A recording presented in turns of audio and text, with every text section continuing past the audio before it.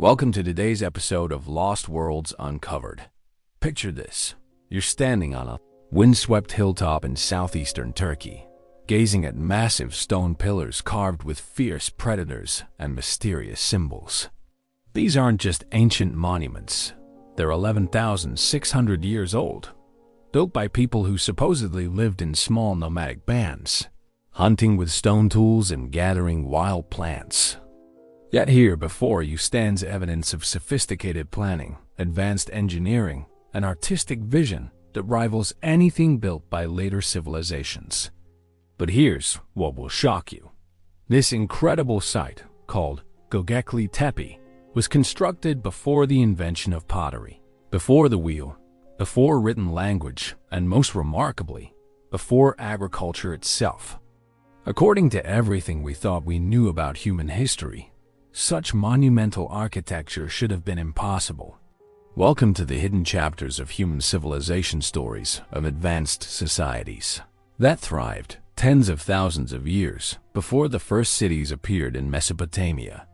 From underwater ruins that challenge our understanding of ancient sea levels to sophisticated hunter-gatherer communities that built the world's first temples, we're about to uncover evidence that civilization began far earlier than anyone imagined.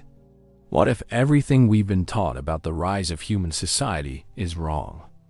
What if there were forgotten first civilizations that possessed knowledge and capabilities that we only now beginning to understand? Join us as we dive deep into archaeological mysteries that are rewriting the story of human achievement, forcing us to question not just when civilization began, but how many times it may have risen and fallen throughout our species' remarkable journey. Chapter 1. Before the beginning. The morning sun cast long shadows across the archaeological site of Göbekli Tepe as Dr. Leclerc examines a newly uncovered T-shaped pillar. Its surface bears intricate carvings of wild boars, lions, and serpents, art created by people who lived over 11,000 years ago. What makes this discovery so revolutionary isn't just its age, but what it represents. The complete reversal of everything archaeologists believed about the birth of civilization. For over a century, the story of human progress followed a neat, linear narrative. First, our ancestors discovered agriculture around 10,000 years ago. The surplus food from farming allowed people to settle down, form villages, and eventually cities. With permanent settlements came specialized craftsmen, priests, and rulers. Complex societies emerged, leading to monumental architecture, writing systems, and what we call civilization.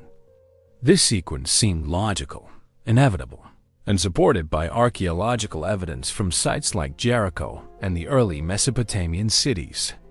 Then came Göbekli Tepe, and everything changed.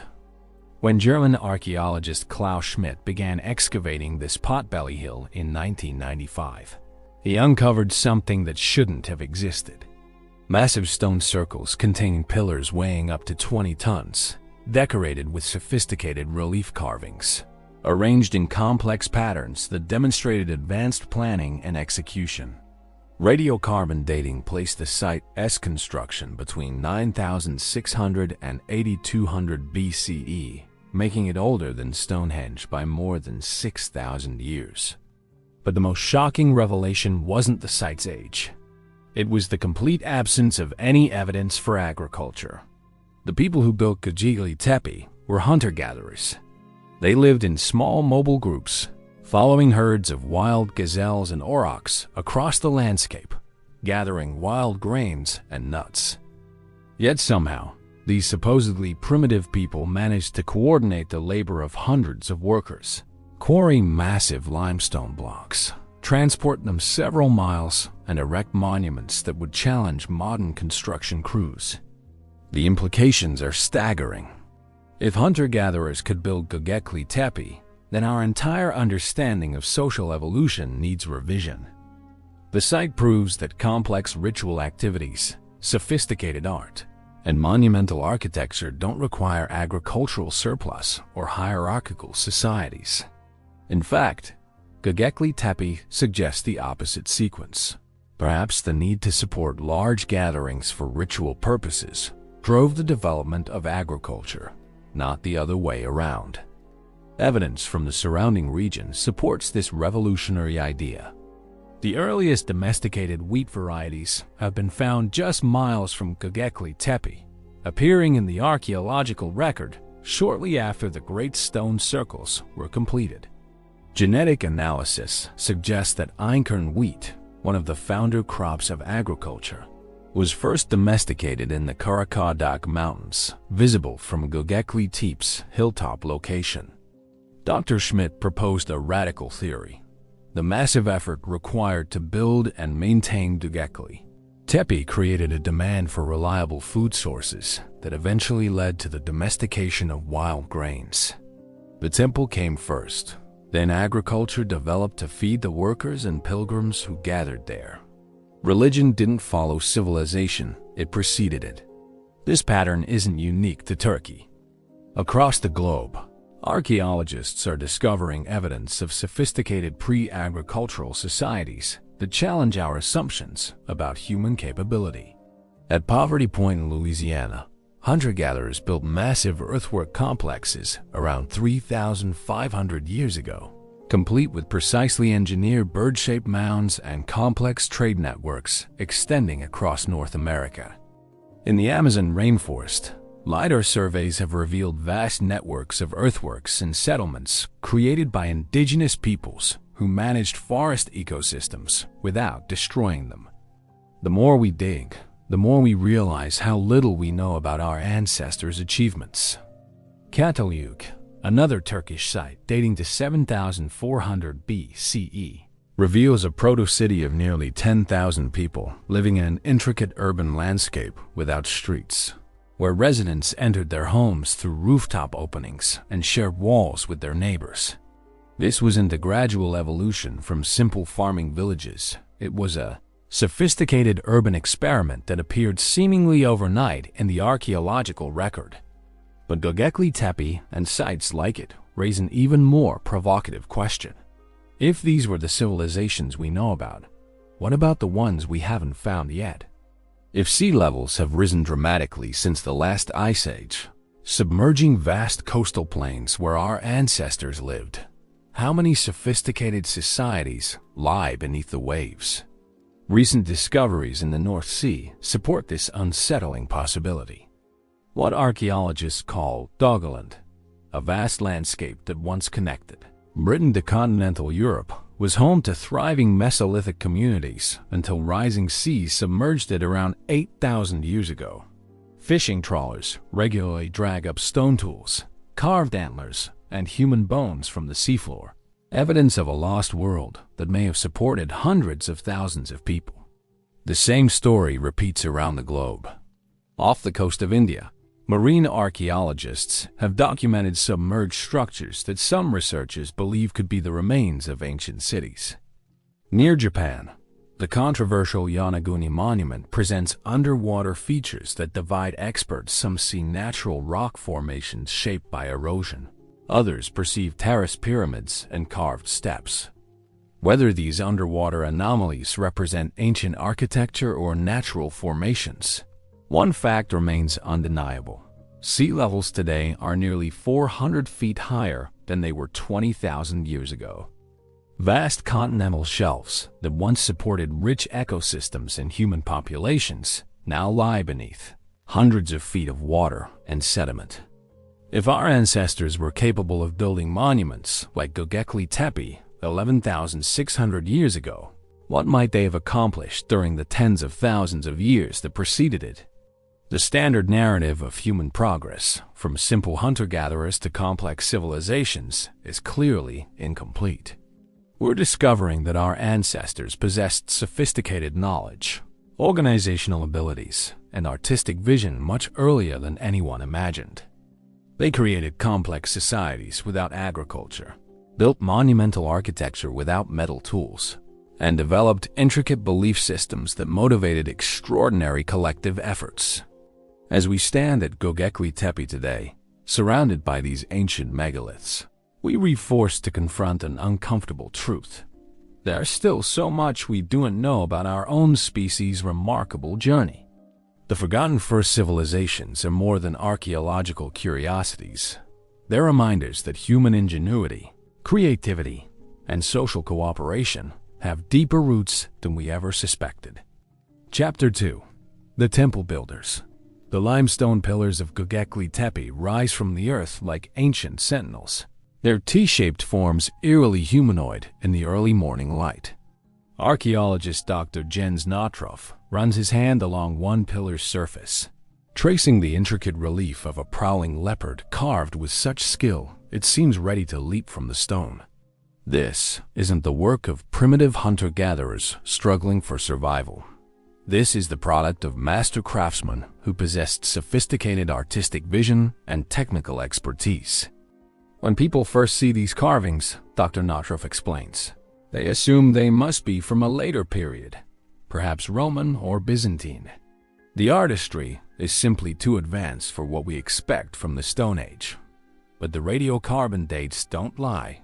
These pillars were carved over 11,000 years ago. Göbekli Tepe consists of at least 20 circular enclosures, though archaeologists estimate that 95% of the site remains unexcavated. Each enclosure contains massive T-shaped pillars arranged in precise geometric patterns, with two larger central pillars facing each other like dancers frozen in eternal conversation. The largest pillars stand over 16 feet tall and weigh up to 50 tons, monuments that would challenge modern construction equipment. But it's not just the size that astounds researchers.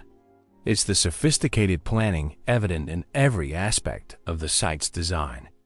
Ground-penetrating radar reveals that the enclosures were built according to a master plan, with clear sight lines between structures and careful attention to astronomical alignments. The builders weren't simply piling stones. They were creating a complex ritual landscape that functioned as an integrated whole. The pillar carvings themselves tell a story of a world teeming with dangerous predators and spiritual power. Lions prowl alongside wild boars, venomous snakes coil around human figures, and massive vultures spread their wings across entire pillar faces. These aren't decorative elements. They read a window into the belief system of people who lived when mammoths still roamed the earth and saber-toothed cats stalked the night. Professor Schmidt, who led excavations until his death in 2014, believed the site functioned as a center for death rituals. The prominence of scavenger birds like vultures and the discovery of human skull fragments support this interpretation. Ancient cultures often practiced sky burial, exposing corpses to vultures and other carrion birds before collecting the clean bones for final interment. Göbekli Tepe may have been where scattered hunter-gatherer bands brought their dead for communal mourning rituals. The construction of such a complex required unprecedented cooperation among groups that were traditionally viewed as competitors for scarce resources. Recent archaeological evidence suggests that people traveled hundreds of miles to participate in building activities at Göbekli Tepe. Stone tools found at the site originated from sources throughout the region, indicating that multiple groups contributed materials and labor to the project. This challenges fundamental assumptions about hunter-gatherer society. Traditional models portray these groups as small, isolated bands focused on daily survival. But Göbekli Tepe reveals a different reality. Sophisticated social networks that could mobilize hundreds of workers for projects spanning decades. The site represents one of humanity's first experiments in large-scale social cooperation. The construction process itself would have been monumentally challenging. Workers had to quarry massive limestone blocks from nearby bedrock using only stone tools. Experimental archaeology suggests that creating a single, T-shaped pillar would have required a team of skilled craftsmen working for several months. Transporting the finished pillars to their final positions would have demanded coordinated effort from dozens of people using only ropes, wooden rollers, and human muscle power. But perhaps most remarkably, the builders deliberately buried their masterpiece. Around 8,000 years ago, The great stone circles of Göbekli Tepe were carefully filled with tons of rubble and soil, preserving them for future discovery. This wasn't destruction, it was intentional preservation, as if the builders knew their creation would need protection for thousands of years. Why would a society invest enormous effort in building monumental architecture only to bury it? Dr. Clare offers a compelling theory. Göbekli Tepe may represent the last stand of the hunter-gatherer worldview. As agriculture spread across the region, bringing new social structures and beliefs, the old ways were literally being buried. The site became a memorial to a disappearing way of life. Recent excavations have uncovered evidence supporting this interpretation. In the upper layers of the site, archaeologists have found the remains of rectangular buildings and domesticated grain processing areas, signs that agricultural communities eventually settled on top of the buried monuments. The transition from hunter-gatherer to farmer wasn't smooth. It was a cultural transformation that required the conscious abandonment of older traditions. The artistic style of Göbekli Tepe also reveals sophisticated symbolic thinking. The T-shaped pillars clearly represent stylized human figures, with carved arms and hands visible on some examples. The central pillars in each enclosure seem to portray supernatural beings or ancestors, while the surrounding pillars depict the wild animals that populated their world. The entire complex functions as a three-dimensional narrative about the relationship between humans, animals, and the spirit world. Modern technology continues to reveal new secrets about the site. 3D scanning and photogrammetry have documented carvings invisible to earlier researchers, including abstract symbols that might represent an early form of proto-writing. Some pillars feature repetitive motifs that could be numerical notations or astronomical observations. If confirmed, these discoveries would push back the origins of symbolic communication by thousands of years. The influence of Göbekli Tepe extended far beyond its immediate region. Similar T-shaped pillars and circular enclosures have been discovered at nearby sites like Karahan Tepe and Hamzin Tepe, suggesting a shared cultural tradition spanning hundreds of miles.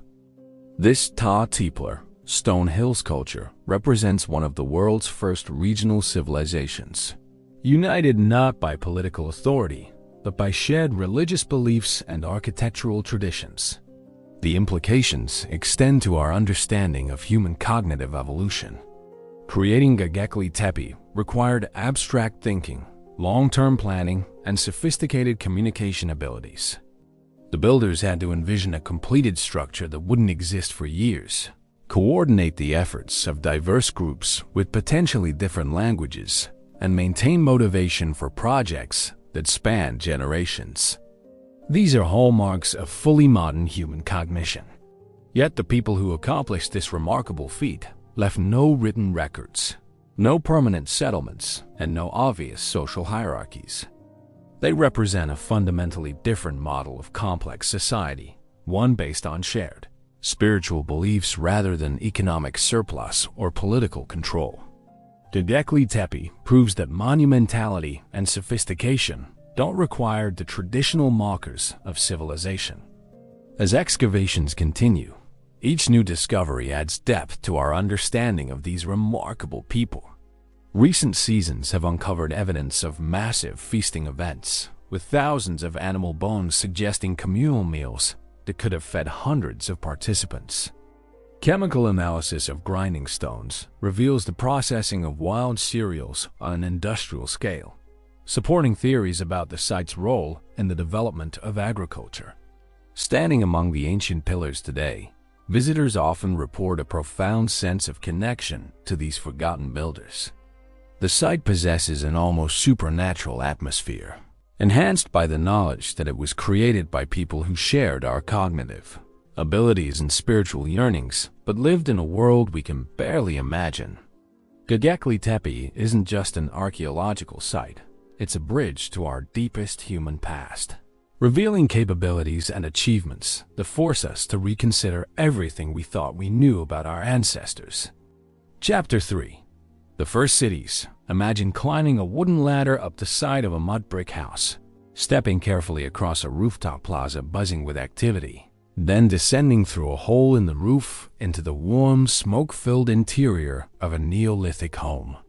Welcome to Cataluyuk, the world's first experiment in urban living, where nearly 10,000 people crowded together in a honeycomb of interconnected houses 9,000 years ago. Dr. Ian Hodder, who led excavations at the site for over 2 decades, describes the experience of uncovering these ancient homes. Every house tells a story. When we excavate a building at Cataluyuk, we're not just finding artifacts, we're stepping into someone's daily life from 7000 BCE. We find their cooking, pots still sitting by the hearth, their tools hanging on the walls, sometimes even their footprints preserved in the clay floors. Cataluyuk sprawls across the Konyaaltı Plain in central Turkey, its eastern mound rising 65 feet above the surrounding landscape. This artificial hill represents 1,400 years of continuous occupation, with each generation building directly on top of the ruins of their predecessors. The result is an archaeological layer cake containing 18 distinct levels of settlement, preserving an unparalleled record of early urban life. What makes Cataluyuk extraordinary isn't just its size. Though at 34 acres, it was the largest settlement in the world during its time, with its radical urban design. The city had no streets. Instead, hundreds of rectangular houses nestled together like pieces in a jigsaw puzzle, sharing walls and creating a dense urban landscape where rooftops served as public spaces. Residents moved through their city by walking across these rooftops, climbing down ladders to enter their homes through openings in the ceiling.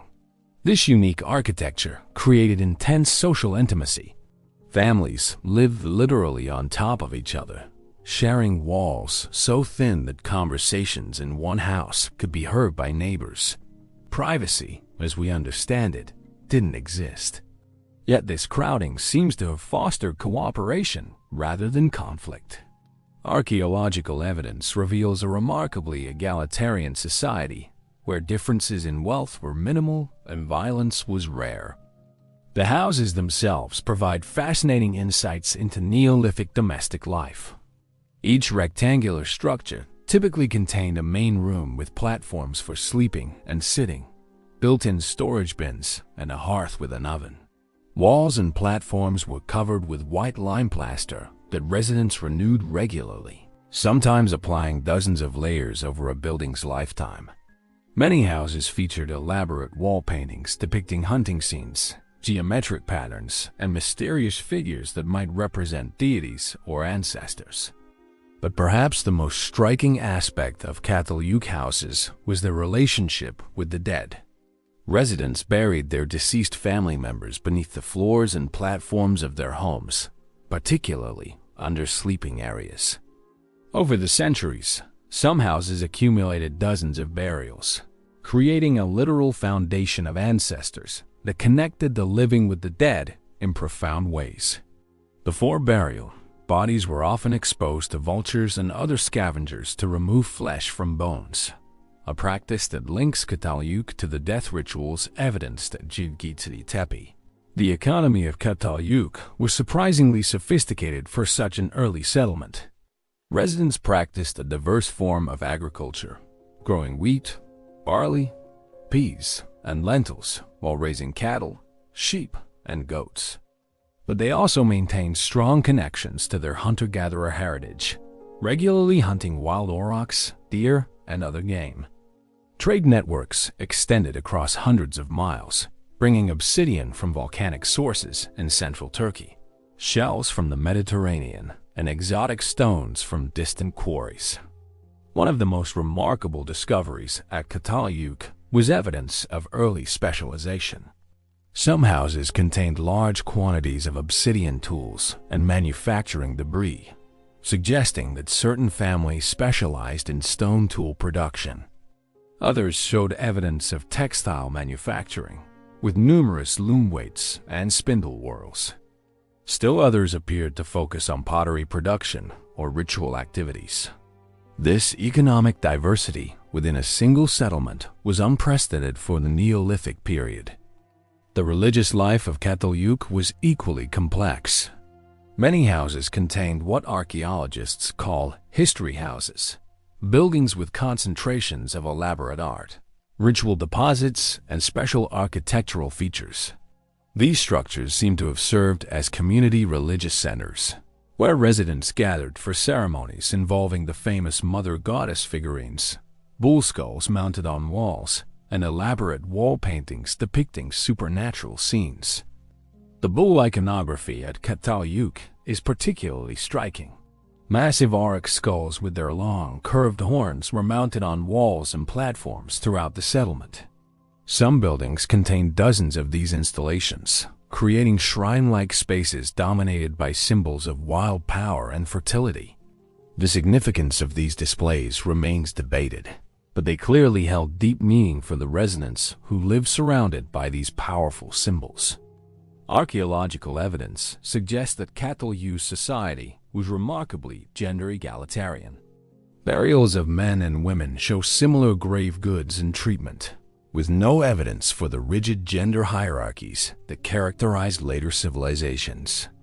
Both sexes appear to have participated in craft production, ritual activities, and possibly leadership roles. The famous seated woman figurine, often interpreted as a mother goddess, was found in a grain storage bin, suggesting complex associations between female symbolism, fertility, and agricultural abundance. The daily life of Çatalhöyük residents would have been intensely communal. Cooking was often done on rooftops using communal ovens that served multiple families. Children played in the spaces between houses and learned adult skills by observing and participating in household activities. Craft production took place in outdoor areas where specialists could work while socializing with neighbors. The dense urban environment fostered constant interaction and cooperation. But this early urban experiment wasn't without its challenges. Analysis of human remains reveals that Çatalhöyük residents suffered from numerous health problems related to their crowded living conditions. Respiratory diseases were common, probably caused by smoke from cooking fires in poorly ventilated houses. Infectious diseases spread easily through the dense population. Violence, while rare, did occur, with some skeletons showing evidence of healed fractures and other injuries. The end of Çatalhöyük, around 5600 BCE, remains mysterious. The site wasn't destroyed by violence or natural disaster. It was gradually abandoned as residents moved to other settlements in the region.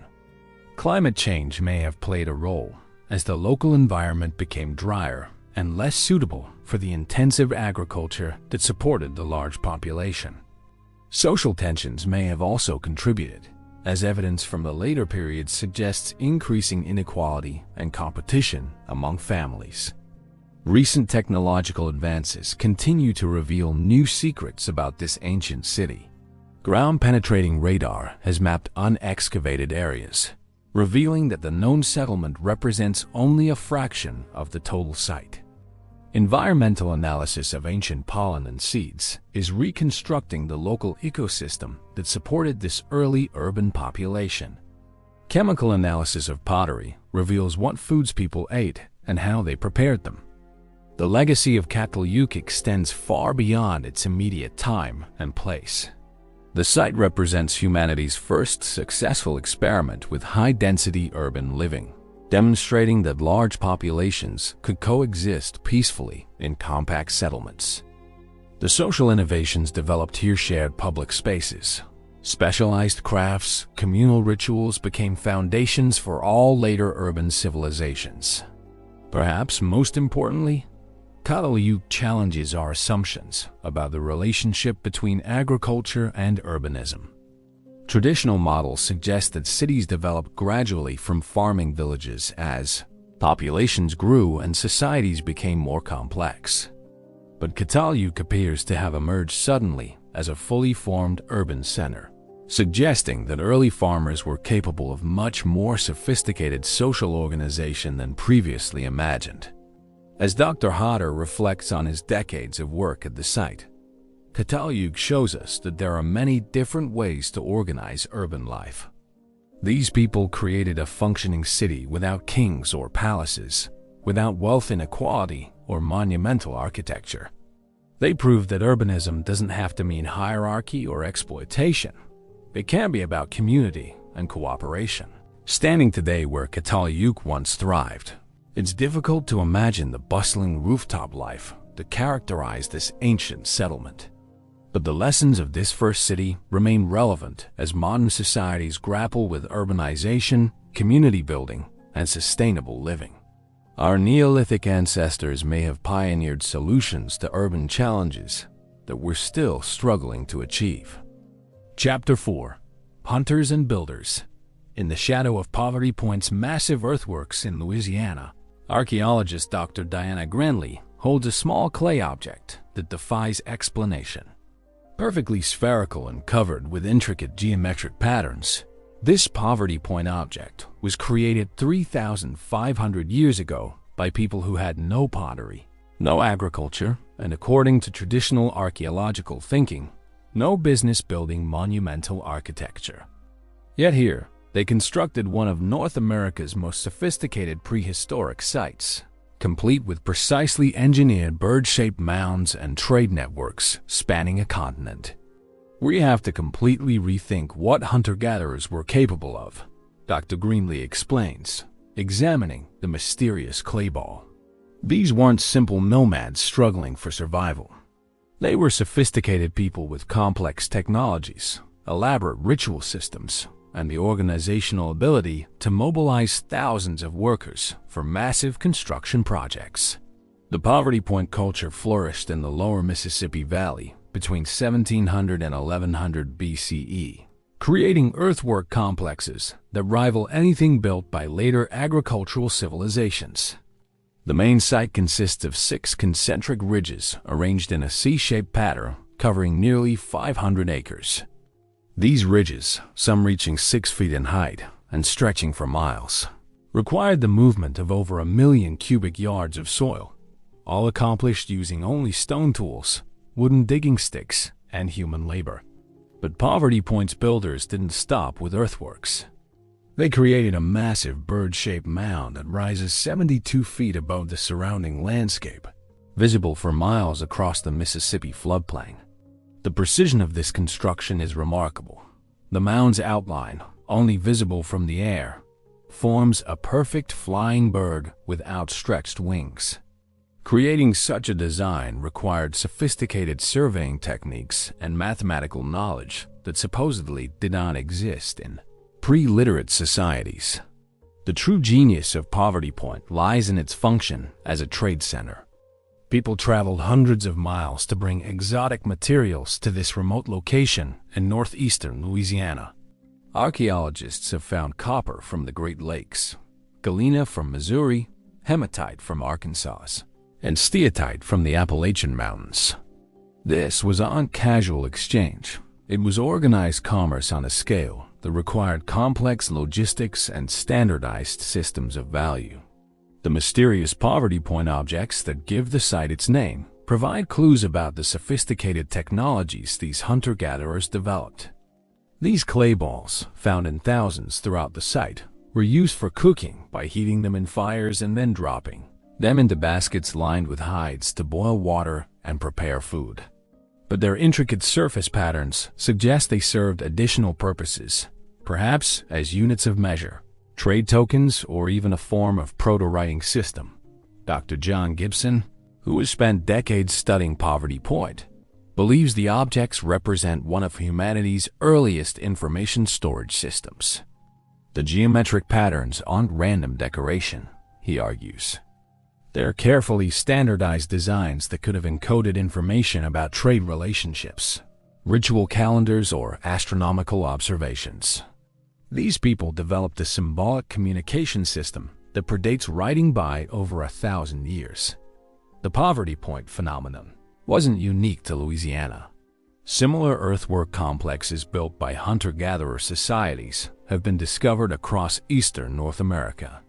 At Watson Break, also in Louisiana, researchers have found even older earthworks dating to 3500 BCE, making them contemporary with early Egyptian pyramids. At Caral in Peru, a complex urban center emerged around 3500 BCE among people who practiced limited agriculture but maintained many hunter-gatherer traditions.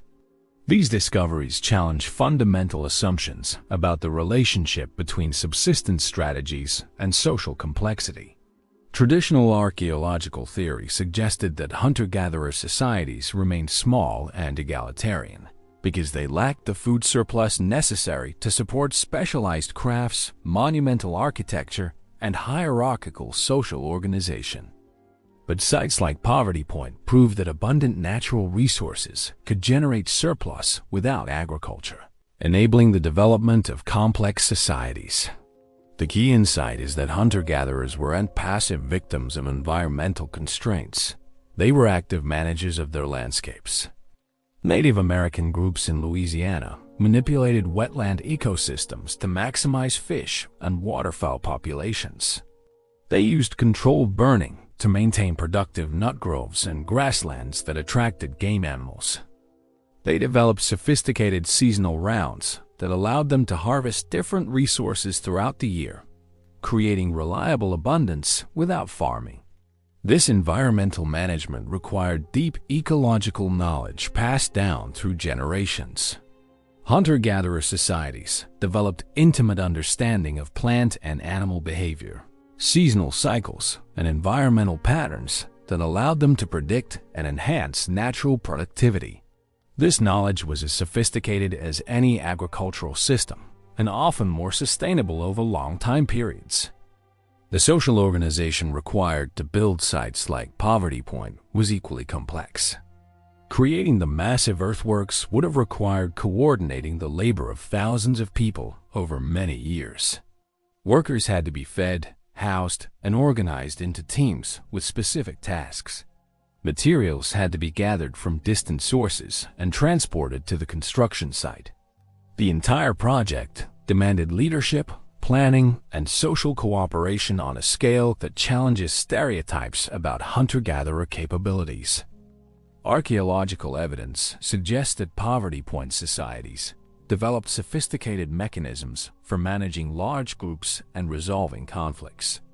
The regular geometric layouts of the earthworks indicate centralized planning and standardized construction techniques. The distribution of exotic materials throughout the site suggests redistribution systems that ensured equitable access to trade goods. The absence of fortifications or evidence for violence indicates that these were peaceful societies that resolved disputes through negotiation rather than force. The ritual significance of these earthwork complexes adds another layer of sophistication. Many sites are aligned with astronomical phenomena, suggesting that their builders possessed detailed knowledge of celestial cycles. The bird mound at Poverty Point aligns with sunset on the summer solstice, while other features mark equinoxes and lunar cycles. This astronomical knowledge would have been essential for timing seasonal activities and organizing the complex. Calendars needed to coordinate large gatherings. Recent archaeological discoveries continue to expand our understanding of pre-agricultural complexity. At Göbekli Tepe in Turkey, hunter-gatherers built massive stone temples featuring sophisticated carvings and astronomical alignments. At Karahanj in Armenia, a stone circle dating to 5500 BCE reveals advanced astronomical knowledge among Neolithic peoples. At Monte Verde in Chile, archaeologists have found evidence of a complex hunter-gatherer settlement dating to 14,800 years ago, complete with sophisticated tool technologies and possibly even medical knowledge. The implications of these discoveries extend beyond archaeology into our understanding of human potential. They suggest that cognitive abilities we associate with modern humans' abstract thinking, long-term planning, symbolic communication, and complex social organization have much deeper roots than previously imagined. Our hunter-gatherer ancestors weren't proto-humans gradually evolving toward civilization. They were fully modern people who chose different strategies for organizing their societies. This realization has profound implications for how we understand cultural evolution. The development of agriculture in cities wasn't inevitable progress. It was one possible pathway among many.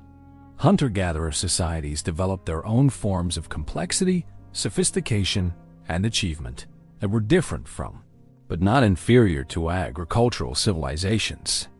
In many cases, they created more sustainable and egalitarian societies than their farming neighbors. Environmental archaeologist Dr. Timothy Polkatat summarizes the significance of these discoveries. Sites like Poverty Point force us to abandon linear models of cultural evolution. Human societies have been experimenting with different forms of complexity for thousands of years. Agriculture and urbanism aren't the only paths to sophisticated civilization. They read just the ones that survive to be written about in historical records. The study of these pre-agricultural societies also provides insights relevant to modern challenges. As contemporary societies grapple with sustainability, inequality, and environmental management, the achievements of ancient hunter-gatherers offer alternative models for organizing human communities. They demonstrate that complex societies can exist without environmental destruction, that abundance can be achieved without endless growth, and that sophisticated technologies can develop without industrial production. Standing at Poverty Point today, surrounded by earthworks that have endured for over 3 millennia, visitors gain a new appreciation for the ingenuity and vision of our pre-agricultural ancestors. These weren't simple people leading simple lives. They were innovative societies that developed complex solutions to the challenges of organizing large groups, managing resources, and creating meaningful connections between humans and their environment. Their achievements remind us that human potential has always been far greater than our conventional narratives suggest. Chapter 5: Stone Circles and Star Maps Under the Star-Filled Desert Sky of Southern Egypt. Archaeologist Dr. Fred Wendorf kneels beside a circle of megalithic stones that has stood silent for over 6,000 years.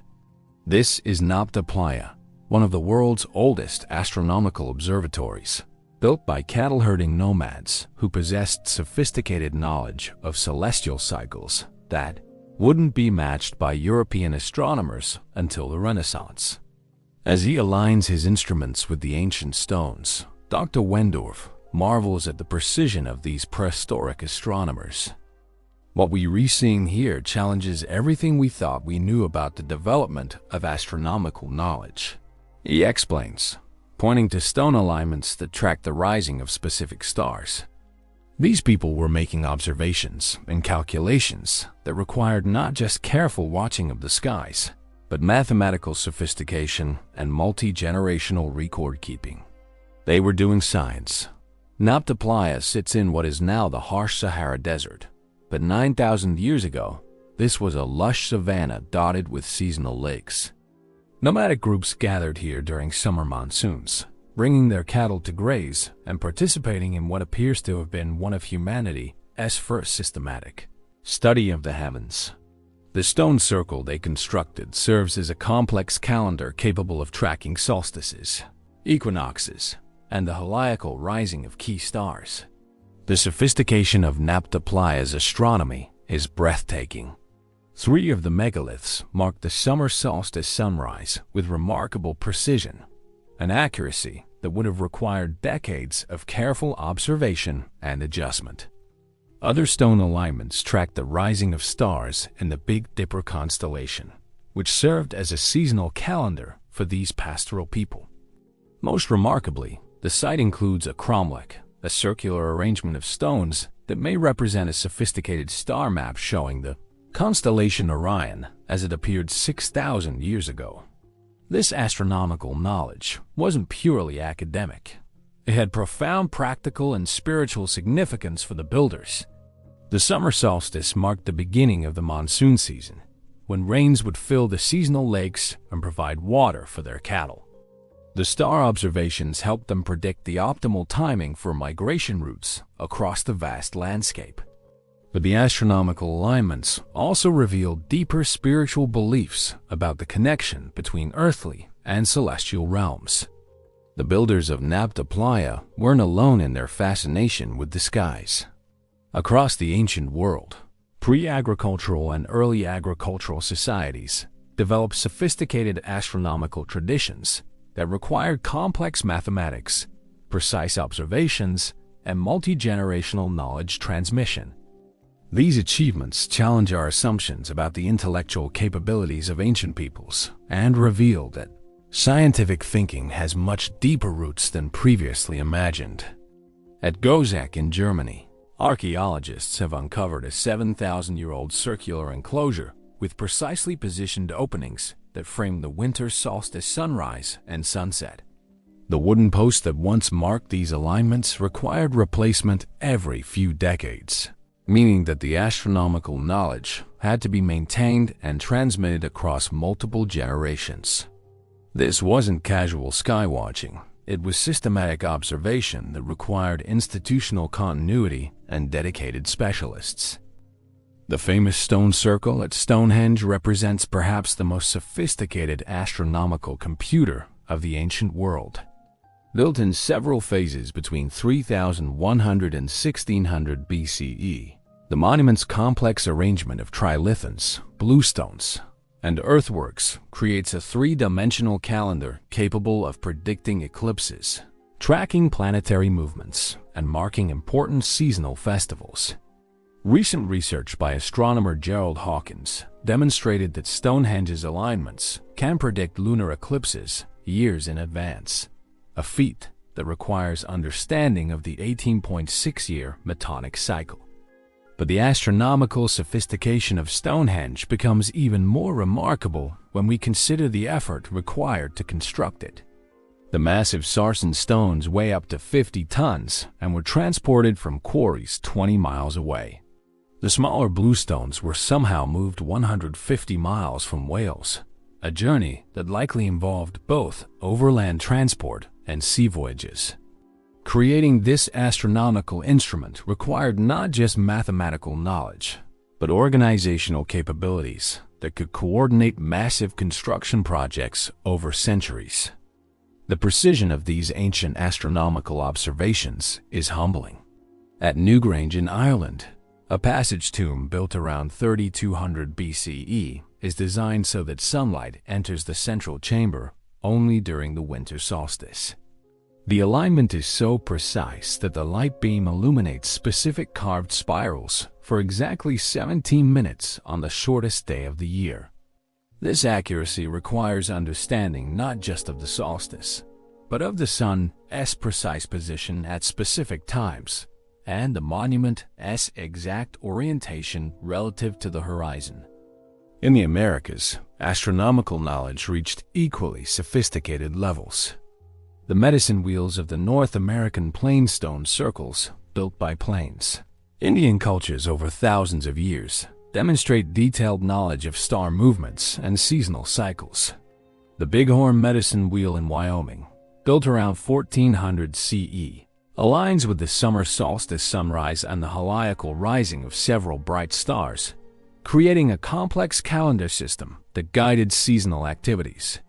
Further south, the Nazca lines of Peru present one of the most mysterious examples of ancient astronomical knowledge. These massive geoglyphs, created between 500 BCE and 500 CE, include geometric patterns that align with astronomical phenomena and animal figures that can only be fully appreciated from the air. Some researchers suggest that the lines served as a giant astronomical calendar, with different patterns marking important celestial events for the agricultural cycle. The mathematical sophistication required for these astronomical achievements is staggering. Predicting eclipses requires understanding complex cycles involving the interaction of solar and lunar movements. Tracking planetary movements demands patient observation over many years. Creating accurate calendars necessitates precise knowledge of the length of the solar year and the ability to adjust for accumulated errors over time.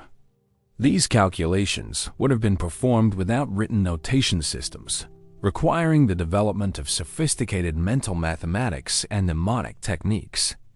Astronomer priests had to memorize vast amounts of numerical data, celestial cycles, and computational procedures.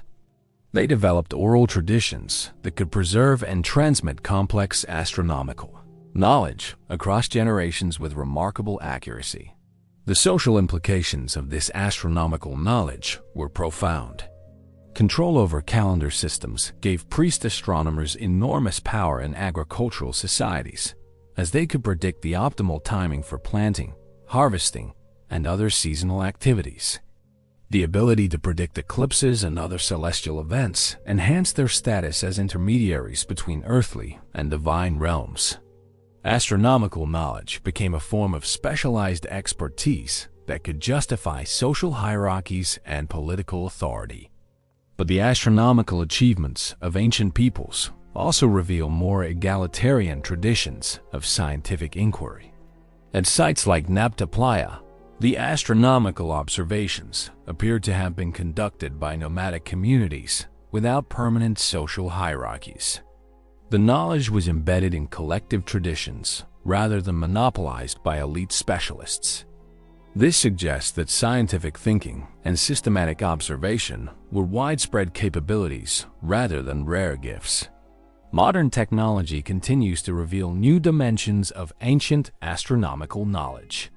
Computer modeling allows researchers to reconstruct ancient skies and test astronomical alignments with unprecedented precision. LiDAR surveys are discovering previously unknown stone circles and earthwork observatories. Archaeoastronomy, the study of ancient astronomical practices, has emerged as a sophisticated, interdisciplinary field combining archaeology, astronomy, and anthropology.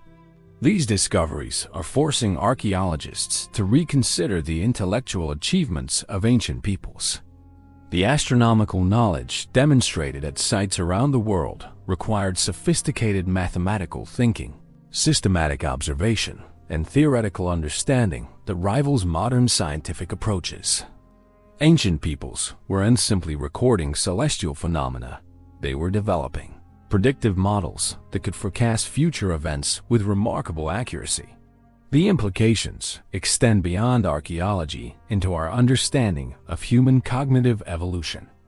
The ability to engage in abstract mathematical thinking, to plan for future events based on observed patterns, and to develop theoretical models of natural phenomena represents the highest levels of human intellectual achievement. The fact that these capabilities were widespread in ancient societies suggests that the cognitive foundations for scientific thinking are fundamental aspects of human nature. Dr. Anthony Evany, a leading archaeoastronomer, reflects on the significance of these discoveries. Ancient astronomical sites aren't just monuments, they are libraries of knowledge encoded in stone. They preserve sophisticated understanding of natural cycles, mathematical relationships, and theoretical principles that took generations to develop. When we decode these astronomical alignments, we're recovering lost sciences that represent some of humanity's greatest intellectual achievements. Standing at these ancient observatories today, surrounded by stone circles that have tracked celestial movements for thousands of years, we gain a profound appreciation for the intellectual achievements of our ancestors. They looked up at the same stars we see, but they saw patterns, cycles, and mathematical relationships that allowed them to create the world's first scientific instruments. Their astronomical knowledge laid the foundations for all later scientific thinking and reminds us that the human drive to understand the universe has been a constant throughout our species' remarkable journey. Chapter 6. Underwater Secrets. Marine Archaeologist Dr. Vincent Gaffney adjusts his diving equipment as his research vessel positions itself over what was once a thriving river valley. But today, this landscape lies 130 feet beneath the cold waters of the North Sea. Using sophisticated sonar mapping and underwater rovers, his team is exploring Doggerland, a vast submerged continent that once connected Britain to mainland Europe and supported hundreds of thousands of people during the Mesolithic period. We're essentially doing archaeology on an entire lost country. Dr. Gaffney explains as three-dimensional images of the ancient landscape appear on his computer screen. Doggerland was larger than many modern European nations, with its own rivers, forests, and human populations. When the Ice Age ended and sea levels rose, an entire world disappeared beneath the waves. Doggerland represents one of the most significant archaeological losses in human history. At its greatest extent around 20,000 years ago, this landmass covered nearly 100,000 square miles, an area roughly the size of Great Britain. Rolling hills, vast forests, and meandering rivers created some of the richest hunting and gathering territories in prehistoric Europe. Archaeological evidence suggests it was the most attractive land for prehistoric settlement anywhere on the continent. The submergence of Doggerland wasn't a sudden catastrophe. It was a gradual process spanning thousands of years as melting glaciers caused global sea levels to rise. Around 10,000 years ago, Doggerland began fragmenting into a chain of low-lying islands. By 8,000 years ago, the last remnants had vanished beneath the waves, cutting off Britain from continental Europe and forcing surviving populations to adapt to radically different environments. But the end may have come more dramatically than previously thought. Around 6,200 BCE, a massive underwater landslide off the coast of Norway known as the Storegga Slide generated a tsunami that swept across the North Sea. This wall of water, perhaps 25 feet high, would have devastated any remaining coastal settlements and accelerated the final submergence of the last Doggerland Islands. Evidence of this lost world regularly surfaces in the nets of North Sea fishing trawlers. Over the past century, fishermen have hauled up mammoth tusks, reindeer antlers, and sophisticated stone tools from the seafloor. The most famous discovery came in 1931 when the trawler Kalinda brought up a beautifully crafted harpoon point made from deer antler, clear evidence of skilled craftsmanship by Doggerland's inhabitants. Recent technological advances are revolutionizing our ability to explore these submerged landscapes. High-resolution sonar mapping has revealed the topography of drowned river valleys, ancient coastlines, and what appear to be human settlement sites. The North Sea Paleolandscapes Project has mapped over 46,000 square miles of seafloor, creating detailed reconstructions of landscapes that existed 10,000 years ago. These surveys reveal a world of breathtaking diversity. Doggerland contained vast river systems that drain much of northern Europe, including the combined waters of the Thames, Rhine, and other major rivers. Extensive wetlands provided rich feeding grounds for migratory birds. Dense forests supported large populations of aurochs, red deer, and other game animals. This was an ecosystem that could have supported human populations far larger than anything previously imagined for hunter-gatherer societies. The inhabitants of Doggerland were part of the Maglemosian culture sophisticated Mesolithic peoples who developed advanced technologies for exploiting aquatic environments. They crafted elegant bone and antler harpoons for fishing, built complex fish traps and weirs, and developed watercraft capable of navigating rivers and coastal waters. Their toolkit included specialized implements for processing plant foods, working wood, and creating textiles. Archaeological sites around the edges of what was once Doggerland provide clues about these lost peoples. At Starcar in Yorkshire, excavations have revealed a Mesolithic settlement with sophisticated wooden platforms, elaborate headdresses made from deer antlers, and evidence of complex ritual activities. Similar sites around the North Sea basin suggest that Doggerland supported a rich cultural tradition that we're only beginning to understand. The story of Doggerland isn't unique. Around the world, rising sea levels since the last ice age have submerged vast areas that once supported human populations. The continental shelves that now lie beneath shallow seas were previously dry land with thriving ecosystems and human communities. Recent estimates suggest that as much as 20 million square kilometers of land has been lost to post-glacial sea level rise. Off the coast of India, marine archaeologists have documented what appear to be submerged structures in the Gulf of Kamhat, formerly Cambay. Sonar surveys have revealed regular geometric patterns that some researchers interpret as the remains of ancient cities. While the interpretation remains controversial, the structures are located in areas that would have been dry land 9,000 years ago, when sea levels were much lower than today. The waters around Japan have yielded even more dramatic underwater discoveries. The Yonaguni Monument, discovered off the coast of Japan in 1987, presents a series of rock formations that divide researchers into two camps. Some see natural geological formations shaped by erosion and tectonic activity. Others perceive terraced pyramids, carved steps, and architectural features that suggest human modification of the landscape. Marine geologist Dr. Masaki Kimura, who has spent decades studying Yonaguni, argues for human involvement.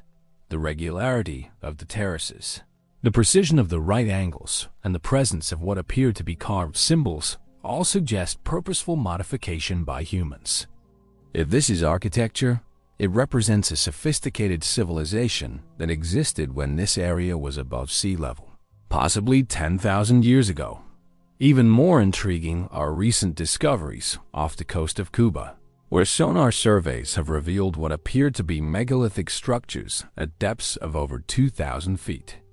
The regular geometric patterns and massive scale of these formations have led some researchers to speculate about advanced pre-Columbian civilizations, though the extreme depth makes direct investigation extremely challenging.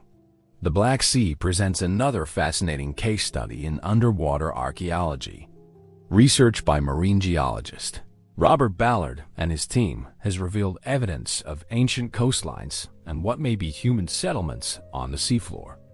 Around 7,600 years ago, the Black Sea was a much smaller freshwater lake surrounded by fertile plains. When rising Mediterranean waters breached the Bosphorus, the resulting flood transformed the region in a matter of months, possibly inspiring flood myths preserved in various cultural traditions. These underwater discoveries force us to confront a sobering reality. Much of the archaeological record of human civilization may be permanently lost beneath the waves. The continental shelves that supported coastal populations for thousands of years are now inaccessible to traditional archaeological methods. Only a tiny fraction of these submerged landscapes has been explored, and much of what lies beneath may be buried under sediments deposited over millennia. The implications for our understanding of human history are profound.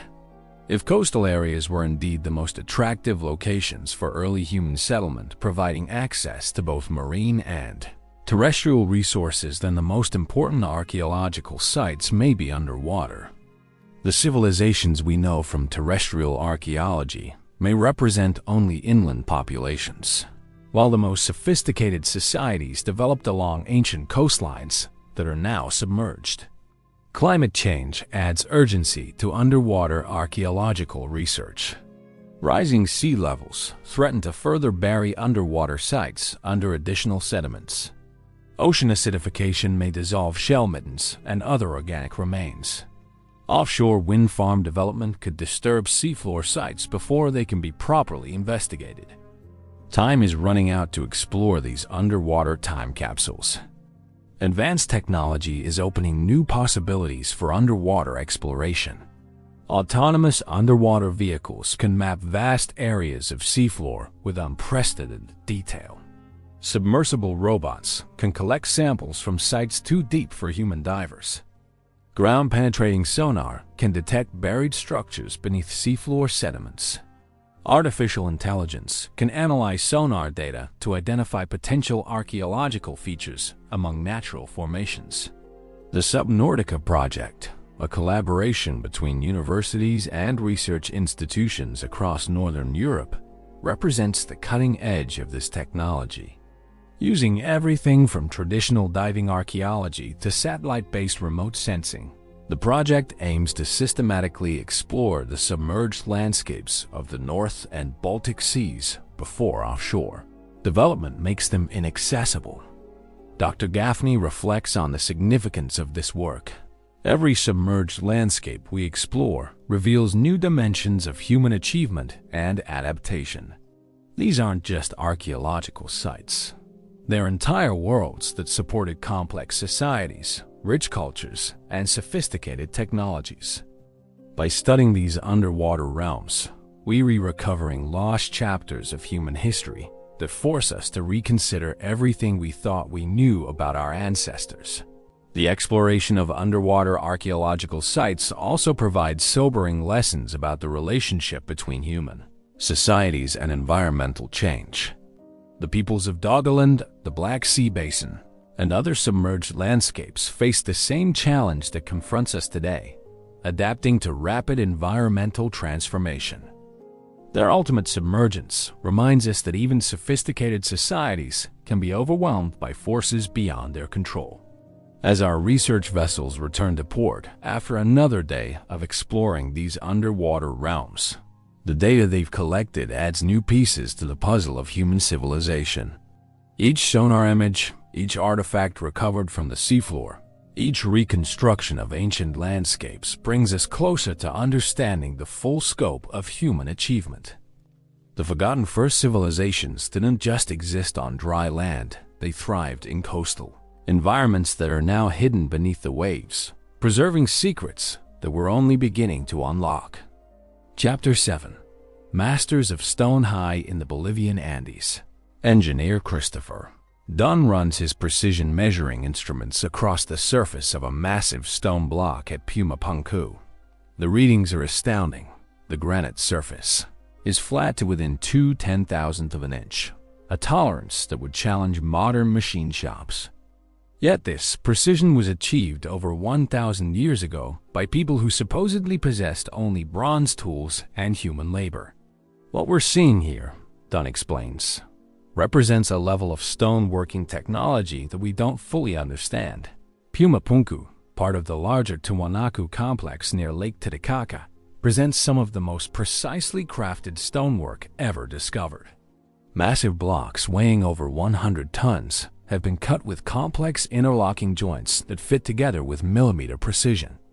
Some stones feature perfectly straight grooves, precise right angles, and smooth surfaces that appear to have been machined rather than carved. The accuracy rivals anything produced by modern stone-cutting technology. But Pumapunku isn't alone in demonstrating inexplicable precision in ancient stonework. Around the world, archaeologists are discovering evidence of advanced stone working techniques that challenge our understanding of ancient technological capabilities.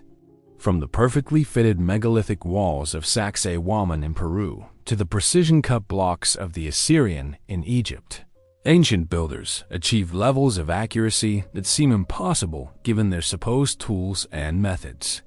The mystery deepens when we consider the scale of these achievements. The Great Pyramid of Giza contains over 2.3 million stone blocks, each weighing between 2.5 and 15 tons. The precision of the pyramid's construction is extraordinary. Its base is leveled to within just 2.1 centimeters, despite covering over 13 acres. The orientation is so precise that it deviates from true north by only 3/60th of a degree. This accuracy required not just advanced engineering knowledge, but sophisticated surveying techniques and mathematical calculations. Recent discoveries at Göbekli Tepe have revealed equally impressive stoneworking capabilities from even earlier periods. The massive T-shaped pillars, some weighing 20 tons, were quarried from bedrock using only stone tools, then transported several miles to the construction site. The precision of the carving is remarkable.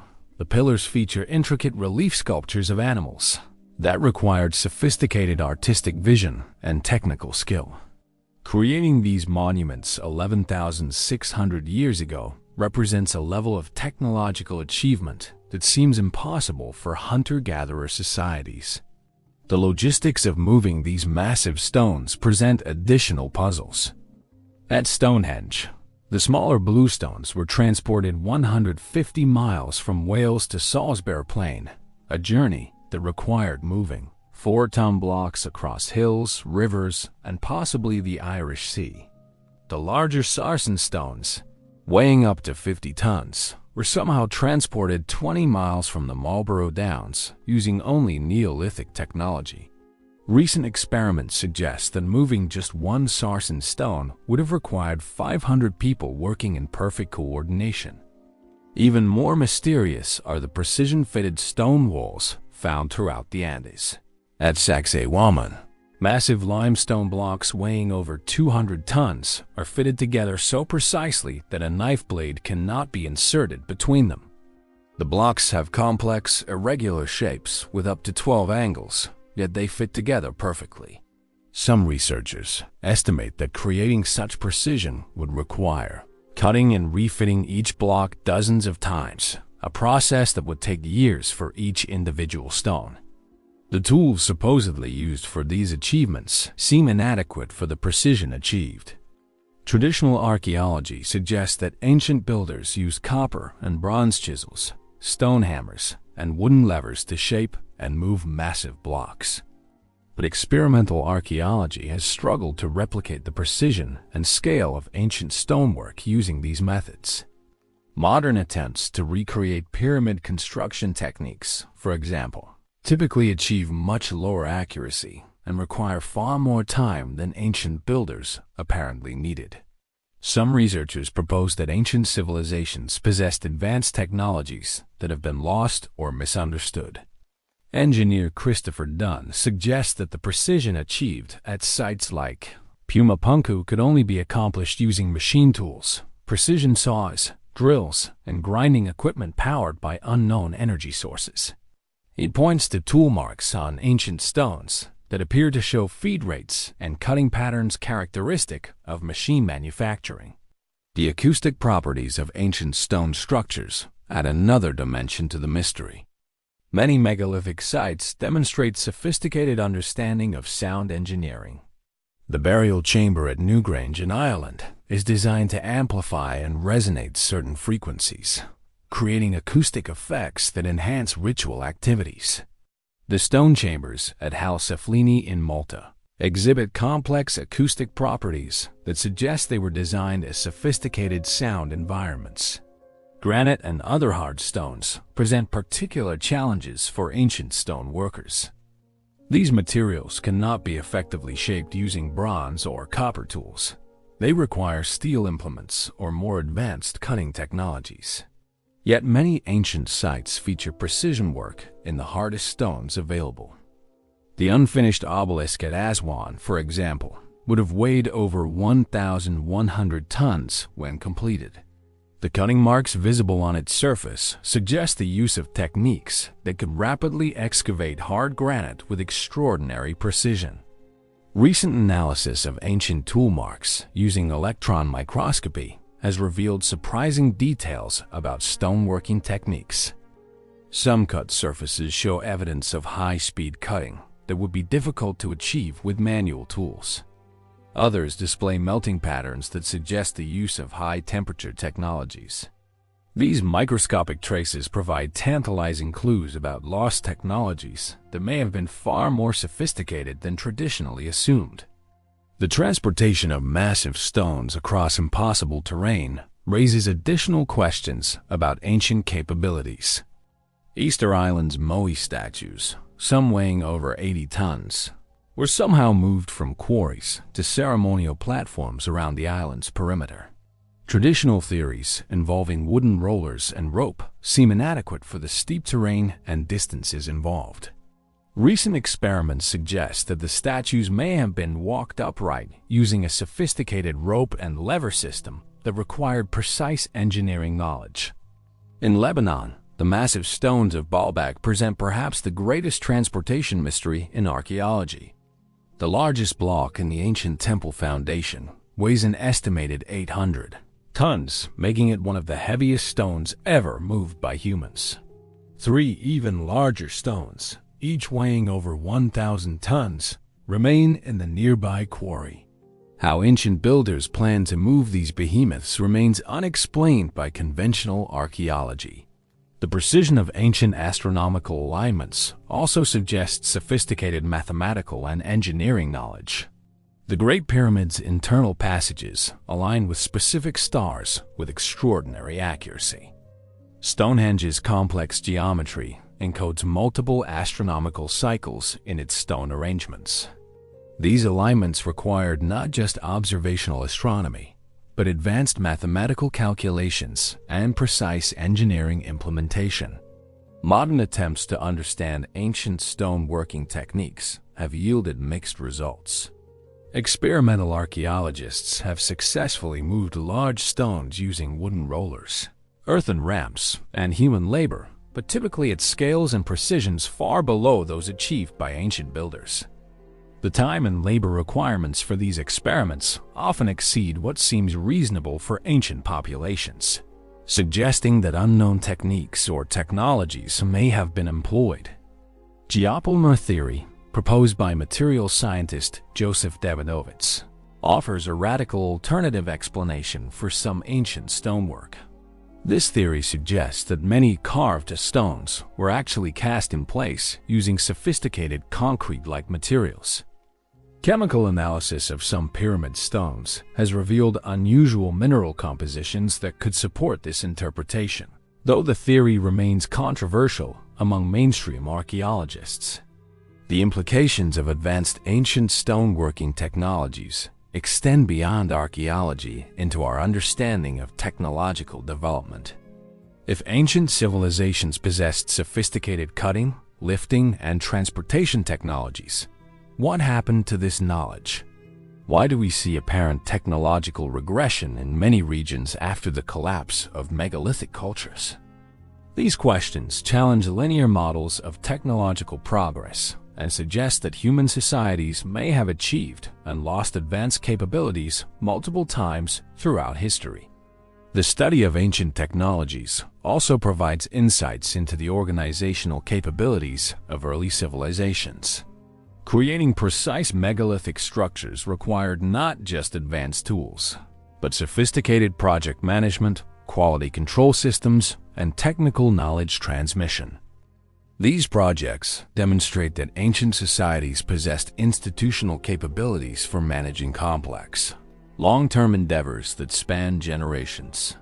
As Dr. Dunn reflects on his decades of studying ancient stone technologies, we need to approach these monuments with the humility to admit that our ancestors may have known things we don't.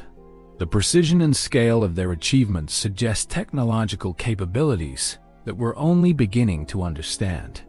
By studying their methods, we might rediscover lost technologies that could benefit modern engineering. The mystery of ancient stoneworking technologies remains one of archaeology's most intriguing puzzles. Each new discovery adds to our appreciation of ancient capabilities while deepening the questions about how such achievements were possible. These forgotten technologies remind us that human ingenuity has always found ways to overcome seemingly impossible challenges, often developing solutions that seem miraculous to later generations. Chapter 8. The Great Catastrophe. Climatologist Dr. Harvey Weiss examines sediment cores extracted from the depths of Lake Van in eastern Turkey, each layer telling a story of ancient environmental change. Suddenly, his reading spiked dramatically. At the 8,200-year mark, a clear signature of the most severe climate crisis of the Holocene period. This abrupt cooling event, lasting several centuries, coincides perfectly with the abandonment of Göbekli Tepe and the collapse of numerous early civilizations across the northern hemisphere. We're looking at the first global climate catastrophe that directly impacted human civilization, Dr. Weiss explains. And the parallels to our current situation are deeply unsettling. The 8.2 kiloyear event, as climatologists call it, was a sudden return to near-glacial conditions that devastated societies from Greenland to China, triggered by the catastrophic drainage of glacial Lake Agassiz in North America. Massive volumes of fresh water poured into the North Atlantic, disrupting ocean circulation patterns and plunging the northern hemisphere into a deep freeze that lasted over 400 years. Average temperatures dropped by as much as 6 degrees Celsius in some regions, transforming landscapes and forcing human populations to adapt or perish. The timing of this climate catastrophe aligns precisely with major cultural transitions visible in the archaeological record. Göbekli Tepe, humanity's first monumental architecture, was deliberately buried around 8,000 years ago, exactly when the climate crisis reached its peak. The sophisticated hunter-gatherer societies that had thrived in the Fertile Crescent for millennia suddenly disappeared, replaced by early agricultural communities that developed new survival strategies for the changed environment. This pattern repeats across multiple continents. In North America, the sophisticated Clovis culture master hunters who had successfully colonized an entire continent vanished around 8,200 years ago. Their disappearance coincides with the extinction of numerous megafauna species and a major reorganization of indigenous societies. The abrupt climate change created cascade effects that rippled through entire ecosystems, forcing human populations to abandon successful strategies that had worked for thousands of years. The 8.2 kiloyear event wasn't the only climate catastrophe to impact early civilizations.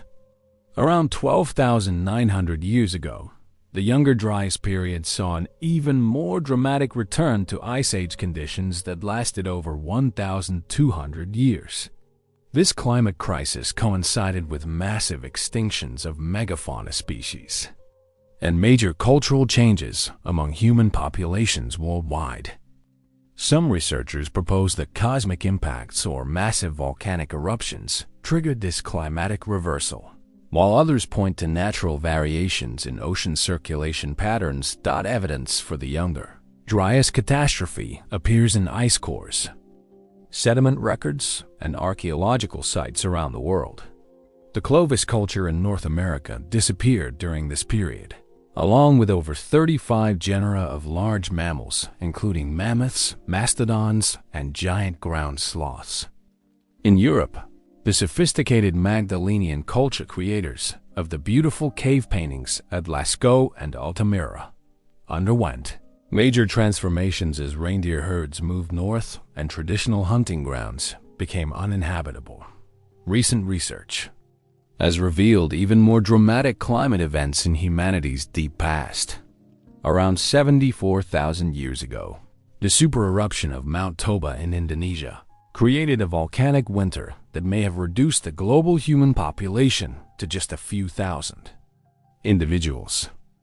Genetic studies suggest that this population bottleneck forced our species to the brink of extinction, with surviving populations limited to small refugia in Africa and possibly other regions.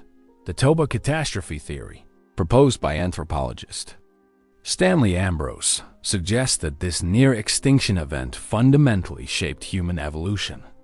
The small surviving populations would have been forced to develop new technologies, social strategies, and cognitive abilities to survive in harsh, post-eruption environments.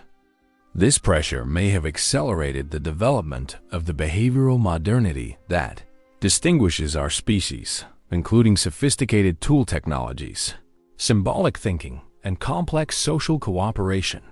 Archaeological evidence from this period is sparse due to the small population sizes and harsh conditions, but recent discoveries provide tantalizing clues about human survival strategies. At Pinnacle Point in South Africa, researchers have found evidence of sophisticated coastal adaptations during the Toba period, including the use of marine resources and advanced tool technologies. These discoveries suggest that early humans developed remarkable resilience and adaptability when faced with environmental catastrophes. The impact of climate change on early civilizations extends beyond simple survival challenges. Rapid environmental changes force societies to develop new technologies, social organizations, and cultural practices that often represented dramatic innovations. The transition from hunting and gathering to agriculture, for example, may have been driven by climate instability that made traditional foraging strategies unreliable. Dr. Brian Fagan, a leading expert on climate and civilization, argues that environmental stress has been a major driver of human innovation throughout history. Every major cultural transition in human history coincides with significant climate change. Far from being passive victims of environmental change, human societies have repeatedly demonstrated remarkable creativity in developing new survival strategies. Climate stress appears to be one of the most powerful forces driving cultural evolution. The end of the last ice age around 11,700 years ago created both opportunities and challenges for human societies. Rising sea levels submerged vast coastal plains where people had lived for thousands of years, forcing mass migrations and cultural adaptations. But the warmer, more stable climate also enabled the development of agriculture and the first permanent settlements. The Holocene period, our current geological epoch, has been characterized by relatively stable climate conditions that allowed complex civilizations to flourish. However, this stability has been punctuated by shorter-term climate crises that devastated specific regions and civilizations. The 4.2 kiloyear event around 2200 BCE brought severe drought to many regions, contributing to the collapse of the Akkadian Empire in Mesopotamia, the Old Kingdom in Egypt, and the Indus Valley Civilization. Similar drought events have been linked to the fall of the Maya civilization, the Bronze Age collapse in the Mediterranean, and numerous other historical disasters. The mechanisms behind these climate catastrophes vary, but they often involve disruptions to ocean circulation patterns, changes in solar radiation, volcanic eruptions, or combinations of these factors. The complexity of Earth's climate system means that small changes can trigger massive reorganizations with global consequences. Understanding these natural climate variations is crucial for interpreting the archaeological record and predicting future climate risks. Modern climate science provides increasingly detailed reconstructions of past climate events using proxy data from ice cores, tree rings, sediment cores, and coral reefs. These records reveal that the climate system is far more dynamic and unstable than previously realized. Abrupt climate changes transitions, occurring within decades rather than centuries, appear to be normal features of Earth's climate history rather than rare exceptions. The current phase of anthropogenic climate change presents unprecedented challenges because of its rapid pace and global scope. Unlike past natural climate variations that affected specific regions, human-induced warming is altering climate patterns worldwide simultaneously. The rate of change may exceed the adaptive capacity of both natural ecosystems and human societies, potentially triggering cascading effects, similar to those seen in past climate catastrophes. Archaeological evidence suggests that past civilizations developed various strategies for coping with climate change. Some societies migrated to more favorable environments. Others intensified resource extraction, and still others developed new technologies or social organizations. The most successful responses typically involve diversification, maintaining multiple strategies rather than relying on single solutions. The Maya civilization provides a complex example of both successful adaptation and ultimate failure in the face of climate change. For over a millennium, Maya societies thrived in the challenging environment of the Yucatan Peninsula by developing sophisticated water management systems, diverse agricultural techniques, and complex trade networks. But prolonged drought during the Terminal Classic period, 800-1000 CE, eventually overwhelmed these adaptive strategies, leading to the abandonment of major cities and the collapse of political systems. Recent research on Maya climate adaptations reveals both the potential and limitations of human responses to environmental change. Maya engineers constructed elaborate reservoir systems, terraced hillsides to prevent erosion, and developed drought-resistant crop varieties. But these technological solutions couldn't overcome the social and political stresses created by prolonged resource scarcity. The lesson for modern societies is that technological adaptation alone may be insufficient without corresponding changes in social organization and resource management. The study of past climate catastrophes also reveals the importance of social resilience in determining civilizational survival. Societies with diverse economic bases, flexible social structures, and strong institutions for collective action were more likely to survive environmental crises. Conversely, highly specialized or hierarchical societies often proved more vulnerable to disruption, as their complex interdependencies made them fragile when faced with rapid change. Dr. Joseph Tainter, author of The Collapse of Complex Societies, observes that environmental stress often reveals underlying weaknesses in civilizational structures. Climate change doesn't destroy civilizations directly. It exposes the contradictions and vulnerabilities that societies develop during periods of stability. The most resilient societies are those that maintain flexibility and avoid overspecialization. As we face our own climate crisis, the lessons from past catastrophes become increasingly relevant. The archaeological record shows that human societies have repeatedly survived and adapted to dramatic environmental changes, but always at significant cost. The transitions often involved population reductions, cultural simplification, and the loss of accumulated knowledge and technologies. Understanding these historical precedents provides both hope and warning for contemporary civilization. Human societies have demonstrated remarkable resilience and creativity when faced with existential challenges. But the scale and speed of current climate change may exceed anything our species has previously experienced. The forgotten first civilizations remind us that even sophisticated societies can be overwhelmed by environmental forces beyond their control, and that survival often requires fundamental changes in how we organize our relationship with the natural world. Chapter 9. Decoding the Symbols. Deep in the archives of the Romanian National History Museum, archaeologist Dr. Marco Merlini examines a small clay tablet covered with mysterious symbols.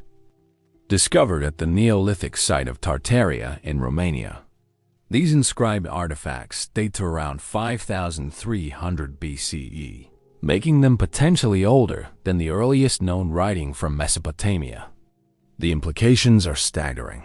If these symbols represent true writing, they would push back the origins of literacy by over a millennium and suggest that the first scripts emerged not in cities, but in farming villages.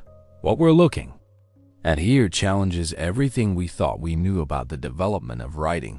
Dr. Merlini explains, pointing to rows of carefully incised symbols on the ancient tablet. These aren't random marks or simple decorations. They show systematic patterns, recurring elements, and organizational principles that suggest a genuine attempt to record information visually.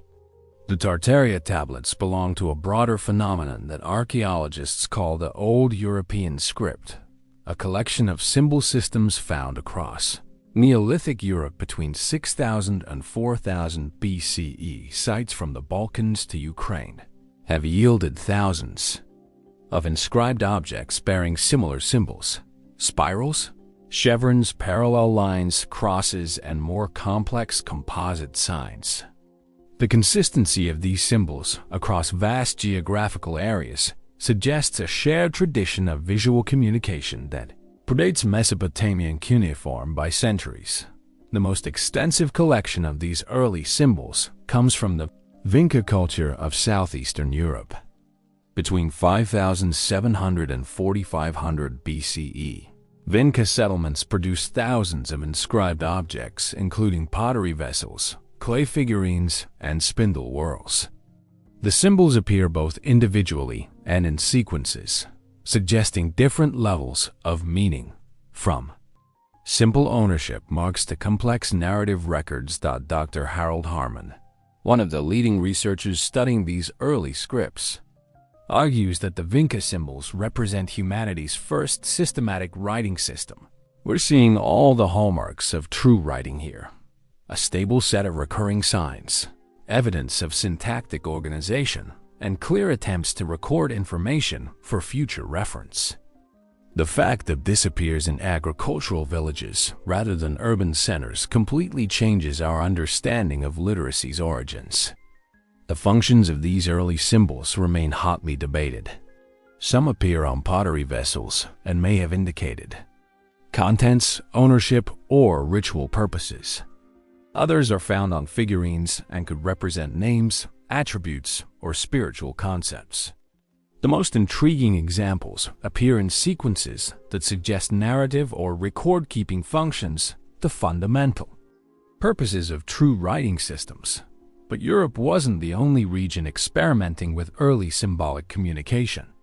At Jiahu in China, archaeologists have discovered 8,000-year-old tortoise shells inscribed with symbols that some researchers believe represent proto-writing.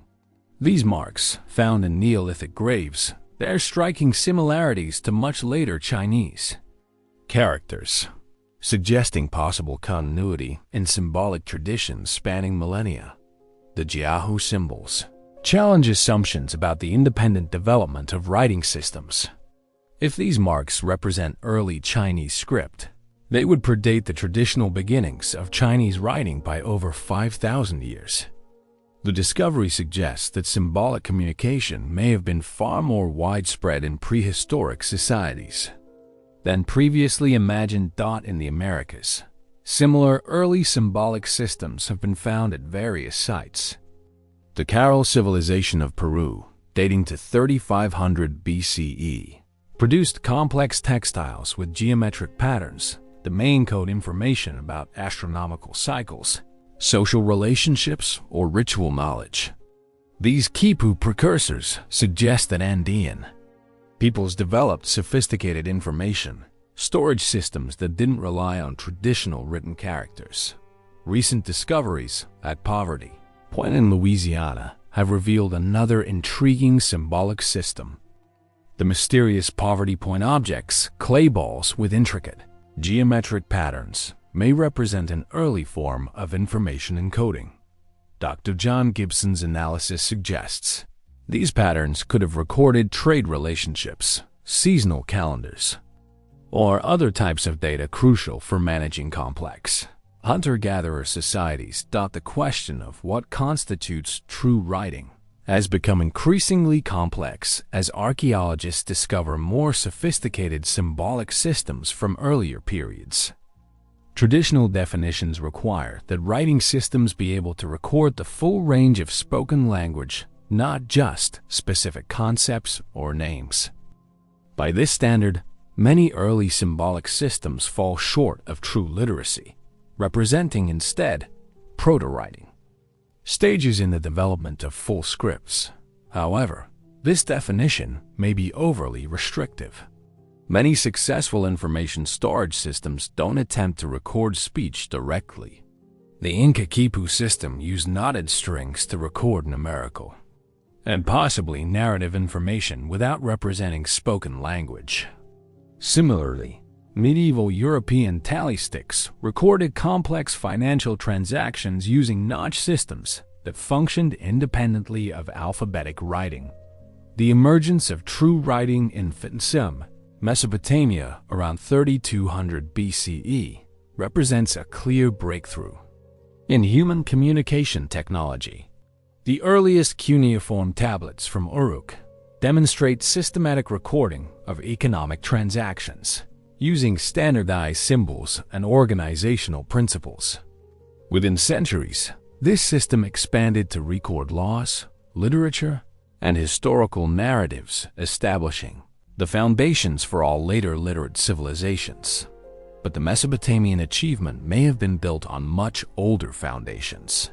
Many cuneiform symbols appear to derive from earlier pictographic traditions that could extend back thousands of years. The consistency of certain symbolic elements across multiple early writing systems suggests shared prehistoric roots that we're only beginning to understand. The decipherment of early symbolic systems remains one of archaeology's greatest challenges. Unlike later scripts with bilingual texts or known languages, prehistoric symbols must be understood through pattern analysis, archaeological context, and comparative studies.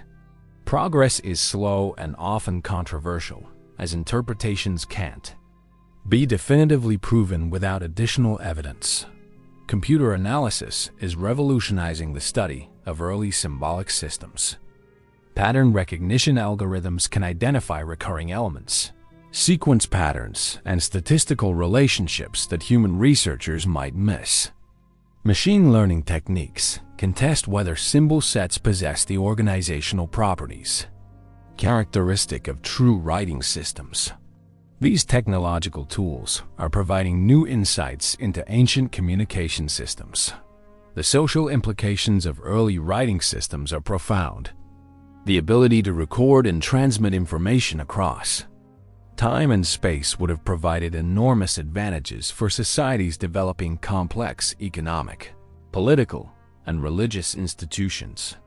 Writing enables the accumulation of knowledge beyond what individual human memory can preserve, allowing civilizations to build on previous achievements rather than constantly rediscovering basic principles. The distribution of literacy within early societies also raises important questions about social organization. Who had access to writing systems? Were they controlled by elite specialists or more widely distributed? The archaeological evidence suggests different patterns in different cultures, with some societies maintaining strict scribal hierarchies, while others may have had more democratic access to symbolic communication. Recent discoveries continue to push back the boundaries of early symbolic communication. At Blombos Cave in South Africa, researchers have found 100,000-year-old ochre pieces inscribed with geometric patterns that might represent the earliest known symbolic behavior by modern humans. While these aren't writing in any conventional sense, they demonstrate that our species has been experimenting with visual symbols for far longer than previously imagined. The relationship between symbolic thinking and human cognitive evolution remains an active area of research. The ability to create and interpret abstract symbols requires sophisticated mental capabilities, including working memory, pattern recognition, and conceptual thinking. The emergence of systematic symbol use may mark crucial stages in the development of fully modern human cognition. Dr. Genevieve von Petzinger, who has studied Paleolithic cave art extensively, observes, the geometric symbols found in European caves show remarkable consistency across thousands of years and vast geographical areas. This suggests that our ancestors possessed sophisticated systems for transmitting cultural information, proto-writing systems that laid the groundwork for later literary achievements. The study of early symbolic systems also provides insights into cultural continuity and change. Symbol traditions often persist longer than other cultural elements, maintaining meaning across political and social transformations. Understanding these deep symbolic roots helps archaeologists trace cultural connections that might otherwise be invisible in the material record. As research continues to uncover earlier and more sophisticated symbolic systems, our understanding of human communication evolves. The forgotten first civilizations didn't just develop agriculture and architecture. They pioneered the symbolic technologies that make complex societies possible. Their experiments with visual communication laid the foundations for literacy traditions that continue to shape human civilization today. The implications extend beyond archaeology into our understanding of human nature itself.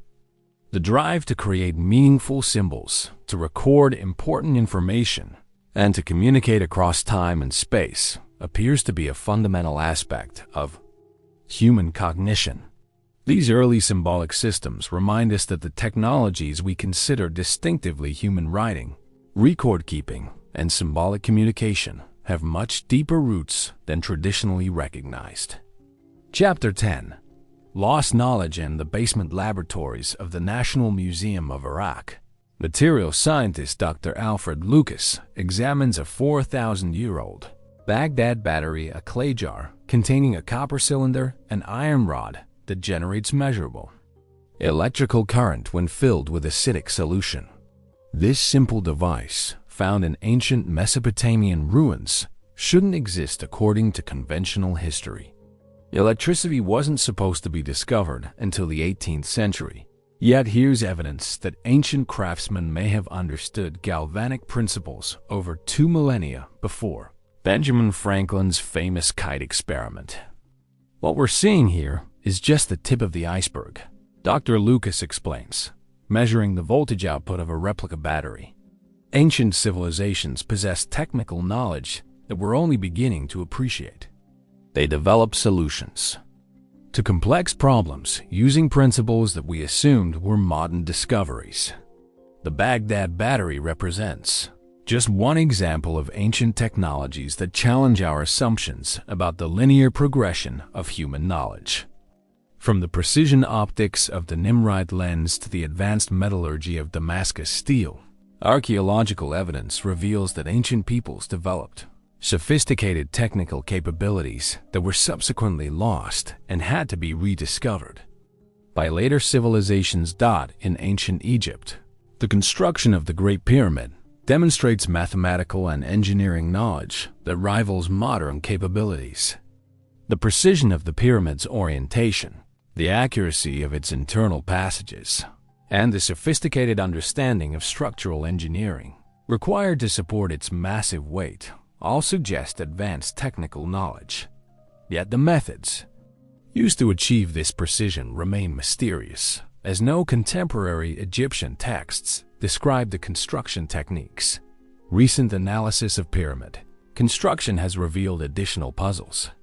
The mortar used between limestone blocks contains unusual mineral compositions that create joints stronger than the stones themselves.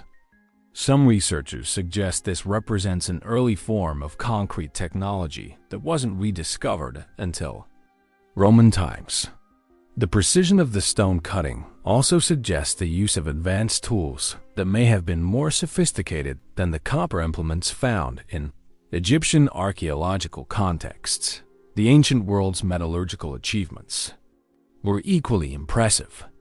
Damascus steel, produced in the Middle East from around 300 CE to 1700 CE, possessed properties that modern metallurgists struggled to replicate until the 20th century. The steel's distinctive watered patterns resulted from complex carbon nanotube structures that created blades of exceptional sharpness and durability. The techniques for creating this remarkable material were closely guarded secrets that were eventually lost, leaving only legends of blades that could cut through European swords like butter. Similar metallurgical mysteries appear worldwide. The Iron Pillar of Delhi, erected around 400 CE, stands 23 feet tall and weighs over 6 tons, yet shows no signs of rust despite 1,600 years of exposure to monsoon rains. Analysis reveals an unusual iron composition with high phosphorus content that creates a protective oxide layer. This corrosion resistance represents sophisticated understanding of metallurgical chemistry that wouldn't be formally understood until modern times. In South America, ancient metallurgists developed techniques that amazed Spanish conquistadors. Inca metalworkers could create bronze alloys with specific properties tailored for different purposes, from musical instruments that produced precise tones to tools and weapons with exceptional durability. They also mastered platinum working, a technology that Europeans couldn't replicate until developing high-temperature furnaces in the 18th century. The optical technologies of the ancient world present another category of lost knowledge. The Nimrod lens, discovered in the ruins of the Assyrian capital, and dating to around 750 BCE, is ground to optical quality standards that suggest a sophisticated understanding of light refraction. While its original purpose remains debated, the lens demonstrates that ancient craftsmen possessed precision optical manufacturing capabilities. Wrong. Concrete technology represents perhaps the most practically significant lost knowledge from the ancient world. Roman structures like the Pantheon and various aqueducts have survived for 2 millennia, demonstrating durability that modern concrete often cannot match. Recent analysis reveals that Roman concrete incorporated volcanic ash that creates self-healing properties when cracks develop. This technology, lost after the fall of the Western Roman Empire, has only recently been understood and replicated by modern engineers. The navigational technologies of ancient seafaring peoples demonstrate sophisticated understanding of astronomy, meteorology, and oceanography. Polynesian navigators could traverse vast Pacific distances using techniques that relied on reading wave patterns, wind directions, and stellar positions with extraordinary precision. These skills, passed down through oral traditions, enabled the colonization of remote islands thousands of years before European explorers developed comparable navigational capabilities. Ancient astronomical knowledge reached levels of sophistication that weren't matched by European astronomy until the Renaissance.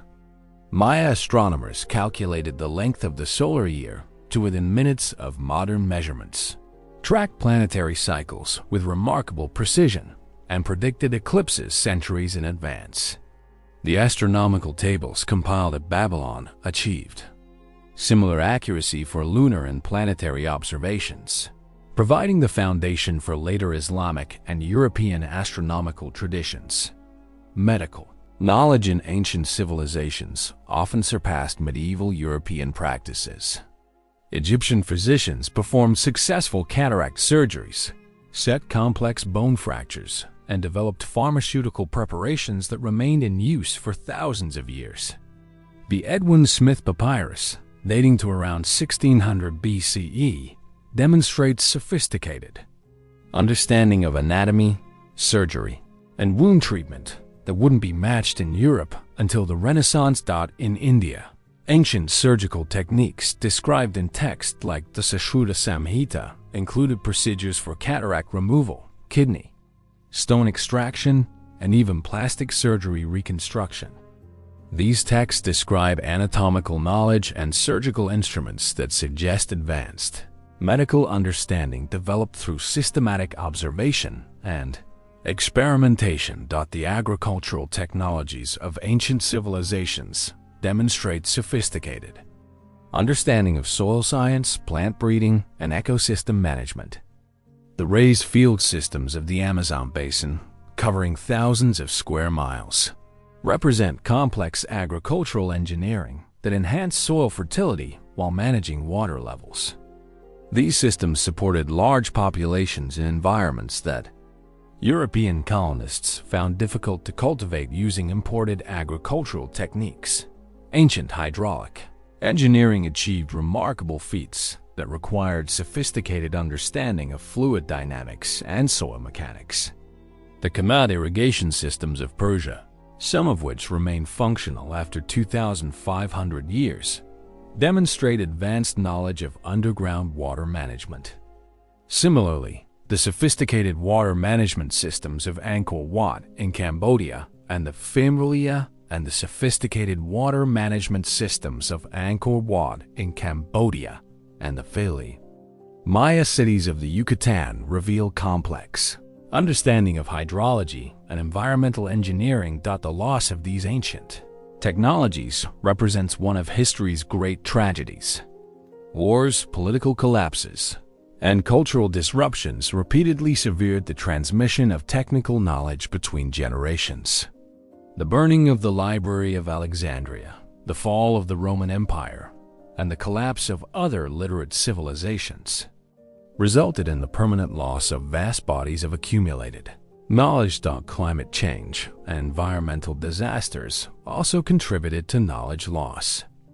When civilizations were forced to abandon their territories due to drought, sea level rise, or other environmental changes, they often couldn't maintain the institutional structures necessary for preserving complex technical knowledge.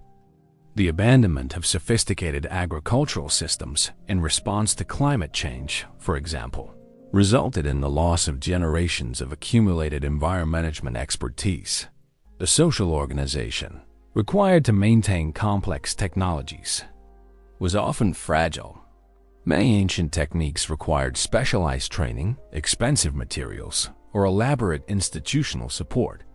When the social conditions that sustained these technologies changed, the knowledge could disappear within a generation. The loss of Damascus steel production, for example, resulted from disruptions to trade networks that supplied essential raw materials, combined with political instability that scattered craftsmen. Modern archaeology is revealing that knowledge loss and rediscovery have been recurring themes throughout human history. Technologies that we consider recent innovations often have ancient precedents that were developed, lost, and rediscovered multiple times.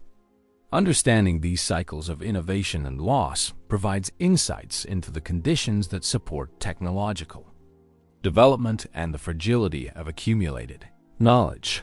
The study of lost ancient technologies also reveals the importance of preserving indigenous knowledge systems. Many traditional technologies that appeared primitive to European colonizers actually represented sophisticated adaptations to local environments developed over centuries of experimentation. The loss of these knowledge systems when traditional societies were disrupted represents an ongoing tragedy comparable to the ancient losses we study archaeologically. Recent efforts to rediscover and apply ancient technologies have yielded practical benefits for modern problems.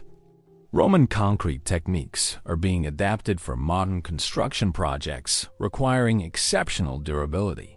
Traditional agricultural methods are providing insights for sustainable farming practices. Ancient astronomical knowledge is helping modern researchers understand long-term climate patterns and celestial mechanics. Dr. Ahmad Hassan, director of archaeological research at the University of Baghdad, reflects on the significance of these discoveries. Every ancient technology we study reveals that our ancestors were far more sophisticated than we imagined. They developed elegant solutions to complex problems using deep understanding of natural principles. By studying their achievements, we not only recover lost knowledge, but gain insights that can help solve contemporary challenges.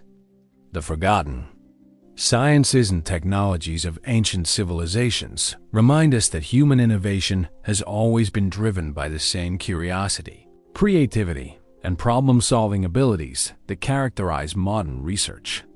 These early scientists and engineers may not have had our theoretical frameworks or analytical instruments, but they possessed keen observational skills, practical ingenuity, and willingness to experiment that enabled remarkable achievements. As we continue to uncover evidence of ancient technical sophistication, we're forced to reconsider our assumptions about technological progress.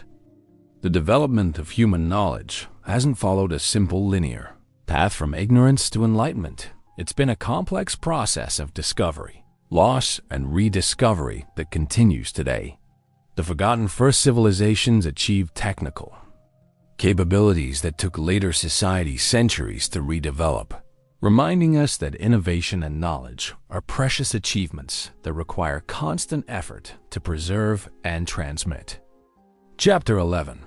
Lessons from the lost. Standing at the edge of the excavation site at Cataluyuk, urban planner Dr. Sarah Johnson surveys the ancient settlement where 10,000 people once lived in remarkable harmony. No palaces, no monumental architecture, celebrating rulers, no evidence of social stratification or endemic violence. Instead, this 9,000-year-old city reveals a radically different model of urban organization, one based on cooperation, equality, and sustainable resource management. What we're seeing here, Dr. Johnson explains, challenges every assumption about how cities must be organized. These people proved that dense urban living doesn't require hierarchy, inequality, or environmental destruction. As the sun sets over this ancient site, the lessons from our forgotten first civilizations become increasingly relevant to our modern world. Facing challenges of climate change, urban overcrowding, resource depletion, and social inequality, we might find solutions in the achievements of societies that successfully managed these same problems thousands of years ago. The environmental wisdom of ancient civilizations offers particularly valuable insights for our current ecological crisis. The raised field systems of the Amazon basin, constructed by indigenous peoples over centuries, demonstrate how large populations can enhance rather than degrade their environment. These sophisticated agricultural landscapes increased biodiversity, improved soil fertility, and provided flood control while supporting complex societies. Modern attempts to restore these systems have shown their continued effectiveness for sustainable agriculture and ecosystem management. Similarly, the water management technologies of ancient civilizations demonstrate sustainable approaches to resource use that remained effective for millennia. The Qanat irrigation systems of Persia, some still functioning after 2,500 years, show how human engineering can work with natural processes rather than against them.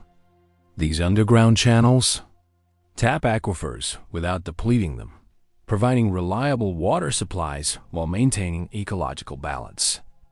Contemporary engineers are studying these systems for insights into sustainable water management in arid regions. The urban planning principles demonstrated at sites like Cataluyuk offer alternatives to modern cities dominated by automobiles, sprawl, and social segregation.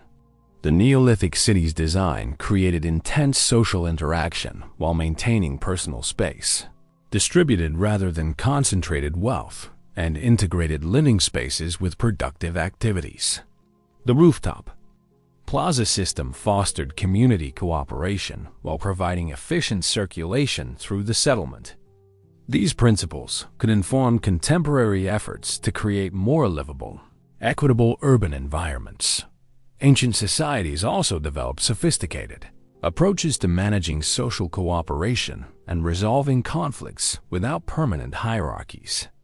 The archaeological evidence from sites like Göbekli Tepe suggests that large-scale collective projects were accomplished through voluntary cooperation rather than coercive authority. Religious and ritual systems created shared identities that motivated collaborative efforts spanning generations. Understanding these mechanisms could provide insights for organizing contemporary societies facing collective action problems. The resilient strategies developed by ancient civilizations offer crucial lessons for modern societies facing environmental and social uncertainties. Successful ancient societies typically maintained economic diversity, avoided over-specialization, and developed flexible institutions that could adapt to changing conditions. The Maya civilization, for example, thrived for over a millennium by developing multiple agricultural strategies, diverse trade networks, and decentralized political systems that could function even when individual centers failed. However, the study of ancient civilizations also reveals the consequences of unsustainable practices and social rigidity.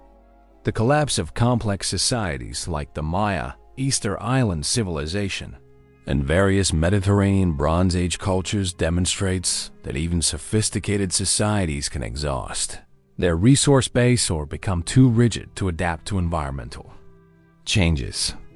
These cases provide sobering warnings about the importance of maintaining ecological balance and social flexibility. The technological achievements of ancient civilizations suggest alternative pathways for development that prioritize durability and sustainability over rapid growth and planned obsolescence. Roman concrete that has lasted 2,000 years Inca stone walls that have survived countless earthquakes, and traditional agricultural systems that maintain soil fertility for centuries all demonstrate technologies designed for long-term effectiveness rather than short-term profit. These examples challenge contemporary assumptions about the relationship between technological progress and environmental impact. Ancient knowledge systems also offer insights into different ways of understanding and relating to the natural world. Indigenous astronomical traditions, traditional ecological knowledge, and holistic medical systems represent sophisticated sciences that integrate empirical observation with broader understanding of natural relationships. These approaches often achieve practical results that complement or exceed modern scientific capabilities while maintaining sustainable relationships with the environment. The social organization of many ancient societies demonstrates that complex civilizations don't require extreme inequality or social stratification. Archaeological evidence from various cultures shows that sophisticated technologies, monumental architecture, and complex institutions can develop in relatively egalitarian societies. The Indus Valley Civilization, for example, shows little evidence of social hierarchy despite remarkable achievements in urban planning, engineering, and crafts production. These discoveries challenge contemporary assumptions about the relationship between technological development and social organization. Modern societies often assume that complex technologies require hierarchical management systems and concentrated economic resources. But ancient examples demonstrate alternative models where technical sophistication emerges from distributed knowledge networks and collaborative institutions rather than centralized control. The spiritual and philosophical traditions of ancient civilizations provide perspectives on human purpose and meaning that differ significantly from modern materialistic values. Archaeological evidence suggests that many successful ancient societies prioritize community welfare, environmental harmony, and spiritual development over individual accumulation and competitive consumption. These alternative value systems may offer insights for addressing contemporary problems of social alienation, environmental destruction, and existential meaninglessness. The study of ancient civilizations also reveals the importance of preserving cultural diversity and traditional knowledge. Each society developed unique solutions to universal human challenges, creating a vast library of alternative approaches to organization, technology, and environmental management. The homogenization of global culture represents a catastrophic loss of this accumulated wisdom, reducing humanity's capacity to adapt to future challenges. Contemporary efforts to revive and apply ancient wisdom face significant challenges. Modern societies operate at scales and levels of complexity that may make direct application of ancient solutions difficult. Global interconnection, technological dependence, and demographic pressures create conditions that didn't exist in ancient times. However, the underlying principles that enabled ancient societies to thrive may be applicable even if specific techniques require adaptation. Educational systems could benefit significantly from incorporating lessons from ancient civilizations. Understanding how human societies have successfully organized themselves in the past provides essential perspective for contemporary challenges. Students learning about alternative models of social organization, environmental management, and technological development gain broader perspectives on human possibilities and limitations. Climate change represents perhaps the most urgent area where ancient wisdom could inform modern responses. Archaeological evidence shows that human societies have repeatedly faced and adapted to dramatic environmental changes. The strategies that enabled survival and recovery, maintaining diversity, developing flexible institutions, and preserving essential knowledge remain relevant for contemporary climate adaptation efforts. Dr. Brian Fagan, reflecting on decades of studying ancient climate adaptations, observes, our ancestors faced environmental challenges as severe as anything we're experiencing today. Their success and failures provide a laboratory for understanding how human societies can adapt to environmental change. The key lesson is that survival requires flexibility, cooperation, and willingness to change fundamental assumptions about how society should be organized. The forgotten first civilizations also demonstrate the importance of long-term thinking and planning. Many successful ancient societies made decisions based on considerations spanning multiple generations, creating institutions and technologies designed to function for centuries. This temporal perspective contrasts sharply with contemporary short-term thinking driven by electoral cycles and quarterly profits. Modern archaeological techniques continue to reveal new insights from ancient civilizations that could inform contemporary problems. Advanced analysis of ancient materials provides information about sustainable technologies.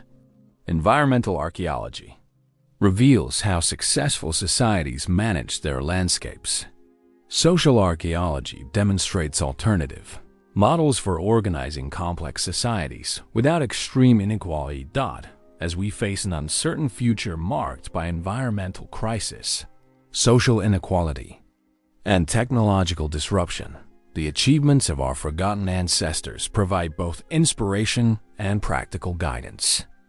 They remind us that human societies have repeatedly demonstrated remarkable creativity, resilience, and wisdom when confronting existential challenges. Their successes and failures offer a vast repository of experimented solutions that could help guide our response to contemporary problems. The lost civilizations weren't lost because they failed. Many were overwhelmed by forces beyond their control or fell victim to environmental catastrophes. But their achievements in creating sustainable technologies, egalitarian societies, and harmonious relationships with their environment demonstrate that alternative ways of organizing human civilization are not only possible, but have been successfully implemented throughout history.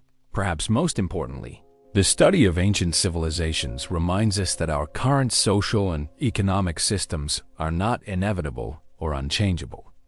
Human societies have organized themselves in countless different ways throughout history, developing sophisticated solutions to universal challenges using approaches that differ dramatically from contemporary methods. This historical perspective provides hope that humanity can once again demonstrate the creativity and wisdom necessary to create sustainable, equitable, and fulfilling ways of life. As the last light fades over the ancient ruins of Cataluyuk, the lessons of the forgotten first civilizations echo across the millennia, offering guidance for building a future worthy of our species' remarkable potential. Their wisdom awaits rediscovery by anyone willing to listen to the whispers of the deep past. As we reach the end of our journey through humanity's forgotten first civilizations, we find ourselves facing a profound realization. The story of human achievement is far richer, more complex, and more inspiring than we ever imagined. From the sophisticated hunter-gatherers who built Göbekli Tepe 11,600 years ago, to the urban pioneers who created the world's first cities at Cataluyuk, our ancestors accomplished extraordinary feats that challenge every assumption about the linear progression of human civilization. These discoveries force us to confront uncomfortable questions about our own limitations and assumptions. If people without metal tools could create astronomical observatories of stunning precision, if hunter-gatherer societies could coordinate massive construction projects, if ancient metallurgists could create alloys we struggle to replicate, what does this say about our understanding of human potential? The answer lies not in ancient astronauts or lost super technologies, but in recognizing the remarkable capabilities that have always been inherent in human consciousness. Our ancestors possessed the same intelligence, creativity, and collaborative abilities that characterize our species today. They simply applied these gifts to solving different problems using different approaches. often achieving results that we're only now beginning to appreciate. Perhaps most importantly, these forgotten civilizations demonstrate that there are many possible pathways for human development. The agricultural revolution, the rise of cities, and the development of complex technologies weren't inevitable progressions. They were experiments that succeeded in specific contexts. Other societies chose different paths, developing sophisticated alternatives that achieved remarkable results through cooperation rather than competition, sustainability rather than growth, and harmony rather than domination. As we face the challenges of the 21st century: climate change, social inequality, environmental destruction, and technological disruption, the wisdom of our ancestors becomes increasingly relevant. They show us that human societies can thrive without destroying their environment, that complex civilizations can develop without extreme social hierarchies, and that sophisticated technologies can be created and maintained through cooperative rather than coercive institutions. The forgotten first civilizations are calling to us across the millennia, reminding us that human potential extends far beyond our current achievements. Their voices whisper of alternatives we haven't yet imagined, solutions we haven't yet discovered, and possibilities we haven't yet dared to dream. By rediscovering our hidden heritage, we don't just enrich our understanding of the past, we expand our vision of the future and reclaim the full spectrum of human possibility. The journey into our origins is ultimately a journey toward our destiny, guided by the enduring wisdom of those who came before us.